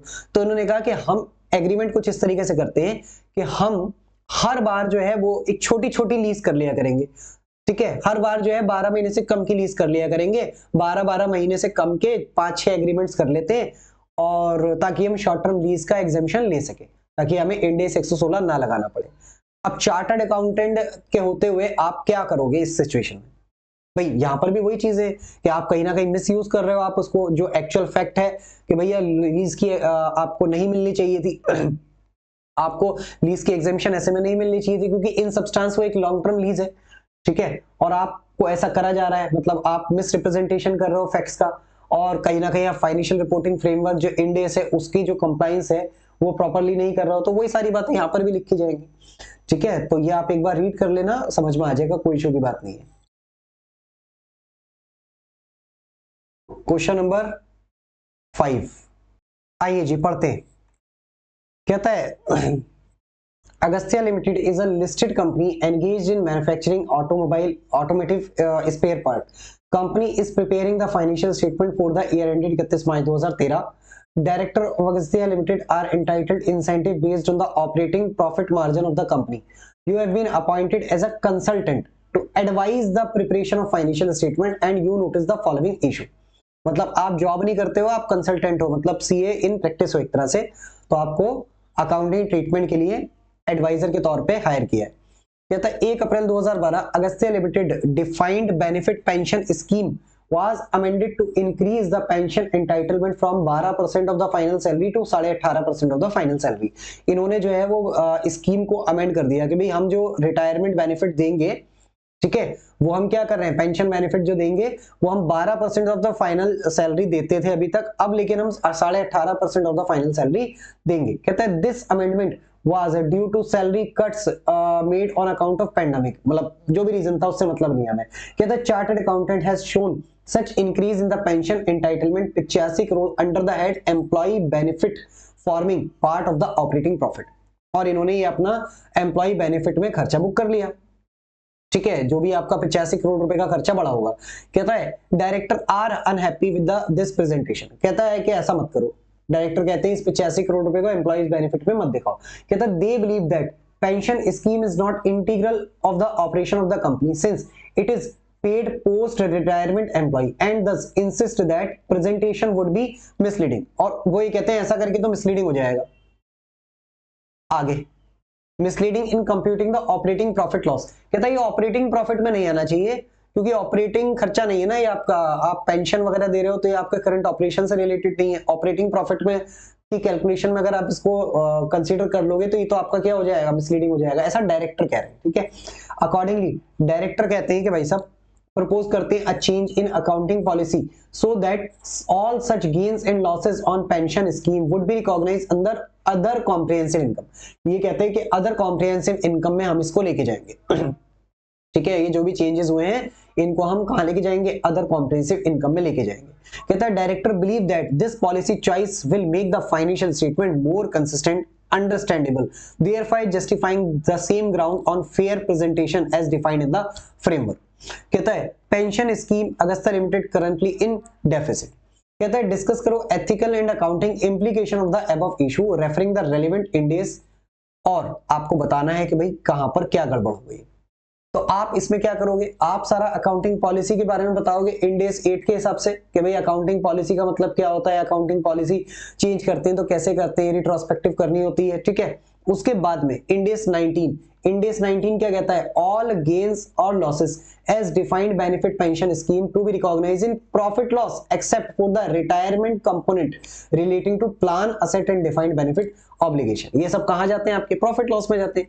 which must be recognized in other comprehensive income। Accordingly, current service cost, past service cost, and net interest cost on the defined benefit obligation must be recognized in profit loss। ये सारे आपके profit loss में जाएंगे। अब इसको आप ये कहो भाई हम other comprehensive income में ले जाएंगे तो गलत हो जाएगा ना। कहता है Ind-AS 19 does not offer any alternative treatment as an accounting policy choice Ind-AS 8। Therefore, The director proposal cannot be justified on ground of fair presentation। वो ये कह रहे हैं कि भाई ऐसा करने से ना फेयर प्रेजेंटेशन हो जाएगी, तो इससे मतलब नहीं है भाई। इंडेस जो कह रहा है वो अगर किया है तो फेयर प्रेजेंटेशन है। इंडेस के हिसाब से फेयर प्रेजेंटेशन का मतलब अलग है। डायरेक्टर आप फेयर प्रेजेंटेशन का मतलब जो निकाल रहे हो आपकी वैल्यू नहीं है। इंडेस कहता है कि फेयर प्रेजेंटेशन तभी बनी जाएगी जब आप सारे के सारे इंडेस जैसा बोला गया है वैसे अप्लाई करोगे। ठीक है, ये चीज मैंने आपको इंडेस 1 में भी पढ़ाई थी। कहता है director are ethically bound to prepare the financial statement and reflect true and fair view financial performance comply with all Ind AS. ठीक है, अब यहां पे कहता है it is self interest in the pension scheme in making the director considered a change in accounting policy in order to maximise the profit. ठीक है, वो ऐसा करने से क्या करना चाह रहे हैं कि प्रॉफिट, ताकि हमारा ना ऑपरेशनल प्रॉफिट मैक्सिमाइज हो जाए, for maximising their bonus potential. जिससे कि उनको और ज्यादा बोनस मिलेगा, ऑपरेटिंग प्रॉफिट ज्यादा होगा। अब 85 करोड़ रुपए आपने ऑपरेटिंग खर्चा मान लिया तो उनका बोनस प्रॉफिट कम हो गया, प्रॉफिट कम हो जाएगा तो बोनस कम हो जाएगा। उस चीज को अपने प्रॉफिट, अपने इंटरेस्ट को सेव करने के लिए वो गलत ट्रीटमेंट करवा रहे हैं। कहता है the amendment to the pension scheme is the pass service cost. Ind AS 19 में पढ़ा हुआ है आपने, पास सर्विस कॉस्ट होती है as per Ind AS 9 which should be expensed off to the profit loss account, ना कि अदर कॉम्प्रिहेंसिव इनकम। वो कहते हैं अदर कॉम्प्रिहेंसिव इनकम में ले जाओ ना इसको। हमने कहा नहीं भाई, ये पास सर्विस कॉस्ट है, पेंशन का आपने अमेंडमेंट करी, जो पेंशन इंक्रीज करी, this is the pass service cost, और ये आपकी कहां जाएगी, ये आपकी जाएगी प्रॉफिट लॉस अकाउंट में। ठीक है, plan amend has occurred immediately, this would be impact on the operating profit of Agastya Limited, thereby reducing the potential bonus। ठीक है, बोनस जो है वो आपका वो भी कम हो जाएगा। ठीक है, अब हो रहा है तो हो रहा है, हमें तो क्या करना है, हमें तो जो करेक्ट ट्रीटमेंट है वो करना है, इंडेस के हिसाब से करेक्ट ट्रीटमेंट करना चाहिए। उससे डायरेक्टर का बोनस कम हो रहा है, ज्यादा हो रहा है, हमें कोई मतलब थोड़ी है। ठीक है, उसके बाद में देखो यहाँ पर सारी कहानी कूनी लिखी हुई है। ठीक है, उसके बाद में फाइनली चार्टर्ड अकाउंटेंट को क्या करना चाहिए। चार्टर्ड अकाउंटेंट को डिस्कवर किया financial position has been compromise through misstatement. अब चार्टर्ड अकाउंटेंट, आप एडवाइजर हो, आपने देखा कि भाई साहब ये गलत ट्रीटमेंट कर रहे हैं। ठीक है, तो अब क्या हुआ, फाइनेंशियल पोजीशन को आपने देखा कि यार इन्होंने तो कॉम्प्रोमाइज किया हुआ है, मतलब फाइनेंशियल पोजीशन इन्होंने गलत दिखा रखी है, करेक्ट ट्रीटमेंट नहीं किया हुआ। They have two option, they can either report non compliance to the authority. अब जो भी अथॉरिटी होगी उसको नॉन कंप्लायंस रिपोर्ट कर दो अपनी ऑडिट रिपोर्ट के थ्रू, या फिर विड्रॉ कर लो एंगेजमेंट से। Both action are ensure integrity, transparency and interest of the stakeholder. इनमें से जो भी ऑप्शन आपको लगता है अपना प्रोफेशनल जजमेंट लगा के कि जो भी ऑप्शन सही होगा, नॉन कंप्लायंस रिपोर्ट करना सही है या फिर मैं विड्रॉल ही कर लूं वही ज्यादा बेटर है। जो भी है वो आपका इंटीग्रिटी से भरपूर हो, ट्रांसपेरेंसी हो उसमें, और स्टेक होल्डर्स के हक में हो, जो भी आप डिसीजन लोगे दोनों में से। ठीक है, और in case consultant chartered accountant influence by the director suggestion. और अगर मान लो चार्टर्ड अकाउंटेंट डायरेक्टर के सजेशन से इन्फ्लुएंस हो गया, वो कहता है हाँ ठीक है, इसको ना अदर कॉम्प्रिहेंसिव इनकम में दिखा देते हैं, अगर चार्टर्ड अकाउंटेंट ने ऐसा कर दिया तो क्या हो गया, नॉन कंप्लायंस हो गया। नॉन कंप्लायंस हो गया मतलब प्रोफेशनल मिसकंडक्ट हो गया। प्रोफेशनल मिसकंडक्ट में सीए इन प्रैक्टिस के लिए कौन कौन से पॉइंट है, 5, 7, 8 और 6। ठीक है, 5, 6, 7, 8 ये हमने पॉइंट्स पढ़े। ठीक है, तो इनके बारे में आप लिख दोगे। ठीक है जी, ये आप सारे पॉइंट आप अपने छोटे छोटे लिखकर आ जाओ, आपका आंसर कंप्लीट हो जाएगा। तो मैंने आपसे कहा कि अकाउंटिंग ट्रीटमेंट कौन सा करेक्ट है कैसा है मैटर, वो तो हर क्वेश्चन में अलग अलग होगा। ठीक है, कभी इंडेस 115 का दे देगा, कभी इंडेस 19 का दे देगा, कभी 16 का दे देगा, कभी 116 का दे देगा, कभी किसी और का ही दे सकता है। मतलब क्वेश्चन तो बड़े लिमिटेड है, लेकिन अगर एग्जाम में आता है, एग्जाम में कोई भी दे देगा अकाउंटिंग ट्रीटमेंट की गड़बड़। लेकिन एथिकल वाला पार्ट जो होगा वो सेम होगा, उसमें आपको यही करना है, कहानियां बुझा बुझा के बात करनी है। और फाइनली की पॉइंट्स यही है कि भाई साहब इंटीग्रिटी से कॉम्प्रोमाइज ना हो, कॉन्फिडेंशियलिटी से कॉम्प्रोमाइज ना हो, अनबाइज्ड रहे। ठीक है, और अपने प्रोफेशन को जो है वो बिल्कुल सुपीरियर बना के चले, विड्रॉल एंगेजमेंट से करे, अगर जरूरत पड़ रही है तो अथॉरिटीज को बताएगा। यही सारी बातें जो हाथ पैर मारने वाली बातें मैंने बोली थी कि भैया सारा हाथ पैर मारेगा, उसके बाद में रिजाइन दे देगा, यही सारी बातें आपको लिख कर आनी है। और गिनती चुनती के 2-3 आपके क्लॉज हैं कि भैया ऐसा नहीं किया तो क्या होगा, नहीं किया तो प्रोफेशनल मिसकंडक्ट, प्रोफेशनल मिसकंडक्ट होगा तो कौन कौन से क्लॉज आएंगे, 5, 6, 7। ठीक है, बस ये आप लिख कर आ जाओगे। बात समझ में आती है, बस इतना सही है इसमें और कुछ नहीं है। चलिए जी, अगले क्वेश्चन पे आए। सारे देखो क्वेश्चन घुमा फिरा के सब ऐसे ही होंगे। अब देखो यहां पर क्वेश्चन नंबर 6 पे आ जाओ। कहता है Spring Limited eligible for incentive computed as a percentage of cash generated from the operation. कहता है कैश जनरेटेड ऑपरेशन से जितने होंगे ना, ऑपरेशनल कैश जितना जनरेट होगा as defined in Ind AS 7 cash flow statement, उसके बेसिस पर उनको इंसेंटिव मिलेगा डायरेक्टर्स को। तो अब ये इसमें क्या करा रहे होंगे, आगे का मैं पढ़ ही नहीं रहा, लेकिन आगे पढ़ के मैं वैसे ही बता रहा हूं आपको। इसमें क्या करा रहे होंगे, ये इसमें मैनिपुलेशन कर रहे होंगे कि कोई कैश ऑपरेशन से नहीं है, इन्वेस्टिंग से या फाइनेंसिंग है, उसको भी कैश फ्लो फ्रॉम जनरेशन बताने की बात कर रहे होंगे। तो as a consultant, as a chartered accountant आप क्या करोगे, आप कहोगे भाई नॉन कंप्लायंस है, इंडेस का कंप्लायंस नहीं हो रहा। डायरेक्टर से कहोगे भाई करेक्टिव एक्शन लो, इसको करेक्ट करो, नहीं करेगा एप्रोप्रिएट अथॉरिटी से बात करेंगे, ICI से बात करेंगे, जरूरत पड़ेगी तो रिजाइन दे देंगे।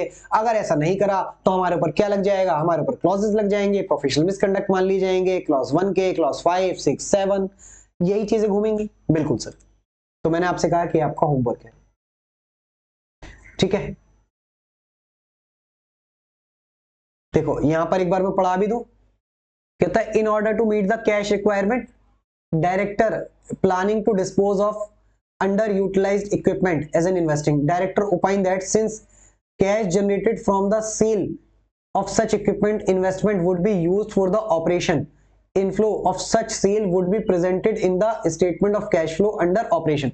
ये कहता है कि भाई साहब हमारे पास ना पैसा नहीं है तो हमारे पास ना कुछ एसेट्स ऐसी पड़ी हुई है, कुछ हमारे पास में पीपी ऐसी पड़ी हुई है जो हमारी यूज नहीं हो रही है, तो यूज नहीं हो रही है तो हम ना उनको बेच देते हैं और उसको बेचने पर जो पैसा आएगा ना वो पैसे को हम कैश फ्लो फ्रॉम ऑपरेशन दिखाएंगे। और उसका तर्क क्या दे रहे हैं, क्योंकि वो पैसा तो ऑपरेटिंग एक्टिविटी में यूज होगा ना, असेट को बेचकर जो आएगा तो उसको हम कैश फ्लो फ्रॉम ऑपरेशन दिखा देते हैं। अब देखो कितना बेकार सा लॉजिक है इनका। भैया इंडेस 7 क्या कहता है, वो पैसा यूज कहां होगा उससे फर्क थोड़ी पड़ता है, पैसा किस सोर्स से आया है, इन्वेस्टिंग एक्टिविटी से आया है ना कैश इनफ्लो आपके पास में, तो इन्वेस्टिंग एक्टिविटी में दिखाओ। वो पैसा यूज ऑपरेटिंग में होगा इसलिए ऑपरेटिंग एक्टिविटी में दिखा दोगे। ये कौन सा लॉजिक है, ठीक है ना, इंडेस 7 ऐसा बोलता, ठीक है, तो ऐसा करने के लिए बोल रहे हैं। तो मैंने आपसे बोला ना कि वो अब इनका लालच क्या है बताओ, इनका लालच ये थोड़ी है कि जो है कैश ऑपरेशन में यूज होगा इसलिए ऑपरेटिंग एक्टिविटी में दिखाना चाह रहे हैं। इनका लालच ये है डायरेक्टर का कि भाई साहब कैश फ्लो फ्रॉम ऑपरेशन बढ़ जाएगा, कैश फ्लो फ्रॉम ऑपरेशन अगर बढ़ेगा तो हमारा बोनस भी बढ़ जाएगा, क्योंकि इनका डायरेक्टर का जो बोनस होता है वो ऑपरेशन से कितना कैश ज्यादा कमाया उस पर डिपेंड होता है। तो ऑपरेशन से जितना कैश ज्यादा से ज्यादा आएगा उतना इनका बोनस ज्यादा बनेगा। तो जो कैश ऑपरेशन से नहीं भी आया है, भाई अगर मैंने पीपी बेची है तो पीपी बेचकर जो पैसा आया है वो इंडेस 7 के हिसाब से कहां आना चाहिए, इन्वेस्टिंग एक्टिविटी में आना चाहिए, जबकि ये कह रहे हैं इसे ऑपरेशन में दिखा दो ताकि ऑपरेटिंग कैश फ्लो बढ़ जाए। ठीक है, अब इसमें वही घिसी पिटी कहानी सारी लिखी होगी जो मैंने आपको बताई है। ठीक है, सिर्फ इतनी सी लाइन पढ़कर मैंने आपको बता दिया था आगे क्या कहने वाला होगा। ये बात समझ में आ रही है, सिर्फ इतनी सी लाइन पढ़ के। तो आपको इस तरीके से ना स्मार्टली क्वेश्चन को पढ़ना होता है कि अच्छा ये ऊपर वाली लाइन से नीचे क्या करवाएगा, अब डायरेक्टर क्या करवाएगा वो आपके दिमाग में आ जाना चाहिए। डेफिनेटली आगे का क्वेश्चन आप पढ़ोगे लेकिन एक सिक्स सेंस आपका काम करना चाहिए। आ जाए जी अगले क्वेश्चन पे। क्वेश्चन नंबर 6 हो गया। क्वेश्चन नंबर 7, अच्छा ये तो आईटी वाला डुप्लीकेट आ गया क्वेश्चन, ये होमवर्क ले लो आप। क्वेश्चन नंबर 8,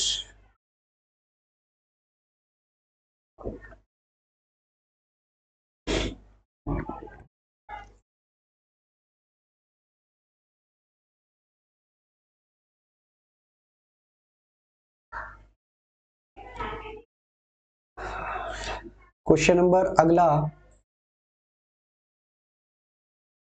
क्वेश्चन नंबर 8 आपका अगस्त्या, ये भी आप होमवर्क में ले लो।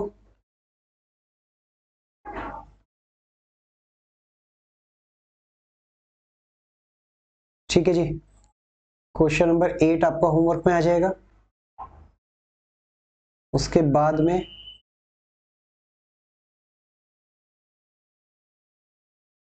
क्वेश्चन नंबर 9, क्वेश्चन नंबर 9 भी आप होमवर्क में ले लो, इसी तरह का क्वेश्चन होगा। ठीक है, आप पढ़ना, उसमें कुल मिलाकर यहाँ पर सब्सिडरी वाली बातें करी गई हैं। यहाँ पर इंडेस 110 या इंडेस 103 की गड़बड़ बताएगा कि ऐसा करने के लिए बोल रहा है। ठीक है, तो वहां पर भी आपका मोरलेस सेम ही चीज बताई जाएगी। क्वेश्चन नंबर 9 के बाद में test your knowledge. Test your knowledge में 3 क्वेश्चंस हैं। ठीक है, ये आपके तीनों होमवर्क हैं। ठीक है, Shastra design to upgrade production process, director believe that technology led only way to company remain competitive. आइए देखो लीज वाला है, प्रॉपर्टी लीज वगैरह कर रहे हैं, ऑब्टेन टैक्स बेनिफिट। ठीक है, तो ये भी आपका लीज से रिलेटेड है, ये आप होमवर्क में ले लो। Question number 2, Astra limited operates defence and fibre optic. ठीक है, यहाँ पर आपका आईटी सेक्टर की कंपनी है। यहाँ पे सुपर्णा दास गुप्ता चार्टर्ड अकाउंटेंट है, रिसेंटली ज्वाइन किया है इन्होंने, हेड ऑफ फाइनेंस डिपार्टमेंट। ठीक है, इसमें इशू क्या है, इशू देख लेते हैं क्वेश्चन नंबर 2 में। यहाँ पर देखो जॉब वाला प्रेशर है इसके ऊपर, हर रेम्यूनरेशन इंक्लूड बोनस वगैरह इसको मिलता है as a percentage of turnover achieve during the year. आपने टर्नओवर कंपनी की कितनी है, कितनी टर्नओवर अचीव करी गई है, उस पर इसको क्या मिलता है, बोनस मिलता है चार्टर्ड अकाउंटेंट को। ठीक है, तो अब इसने क्या करा होगा, इसको इसके ऊपर प्रेशर आ रहा होगा कि भैया मैं जो है टर्नओवर वगैरह कंपनी की बढ़ा दूं, जबकि 115 के हिसाब से रेवेन्यू नहीं बन रहा होगा और उसने बढ़ा दिया होगा, यही गड़बड़ करी होगी। उसमें क्या क्या चीजें होंगी, वही होंगी सारी जो घिसा पिटा हमने पढ़ा हुआ है सारा, कि भैया नहीं करना चाहिए, प्रोफेशनली काम करना चाहिए, अनबाइज्ड ओपिनियन लेना चाहिए, पब्लिक इंटरेस्ट को ध्यान में रखना चाहिए, यही सारी चीजें होंगी। ठीक है, तो आप पूरा क्वेश्चन पढ़ना, आप आराम से कर लोगे इसको। ठीक है, क्वेश्चन नंबर थर्ड कहता है सनशाइन लिमिटेड एक लिस्टेड कंपनी है, कॉस्मेटिक्स इंडस्ट्री में है, has a debt covenant attached to some of its borrowing has included financial liability in the balance sheet. कहता है these covenant mandate the company to repay the debt in full if Sunshine Limited failed to maintain a liquidity ratio.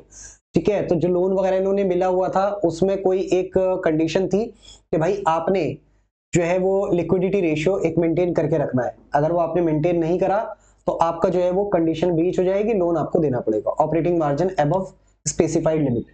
कहता है director along with the CFO of the company who is a chartered accountant are considering entered into a fresh 5-year lease arrangement but concerned about the negative impact of potential lease obligation may have on the above mentioned covenant. कहता है accordingly director and CFO propose that lease agreement be drafted in such a way series 6 10th lease कि भैया हम क्या करें, इसमें lease में देखो गड़बड़ कर रहे हैं, कहते हैं लीज जो है एग्जेम्पशन ताकि हम ले सके उस हिसाब से लीज एग्रीमेंट को ड्राफ्ट करो ताकि हम शॉर्ट टर्म लीज का एग्जेम्पशन ले सके। ठीक है, ये मैंने अभी पीछे भी पढ़ाया था आपको, ये आपका होमवर्क हो गया। ठीक है, तो हम यहाँ पर क्या बोलेंगे, वही सारी बातें जो मैंने आपको बताई हुई है।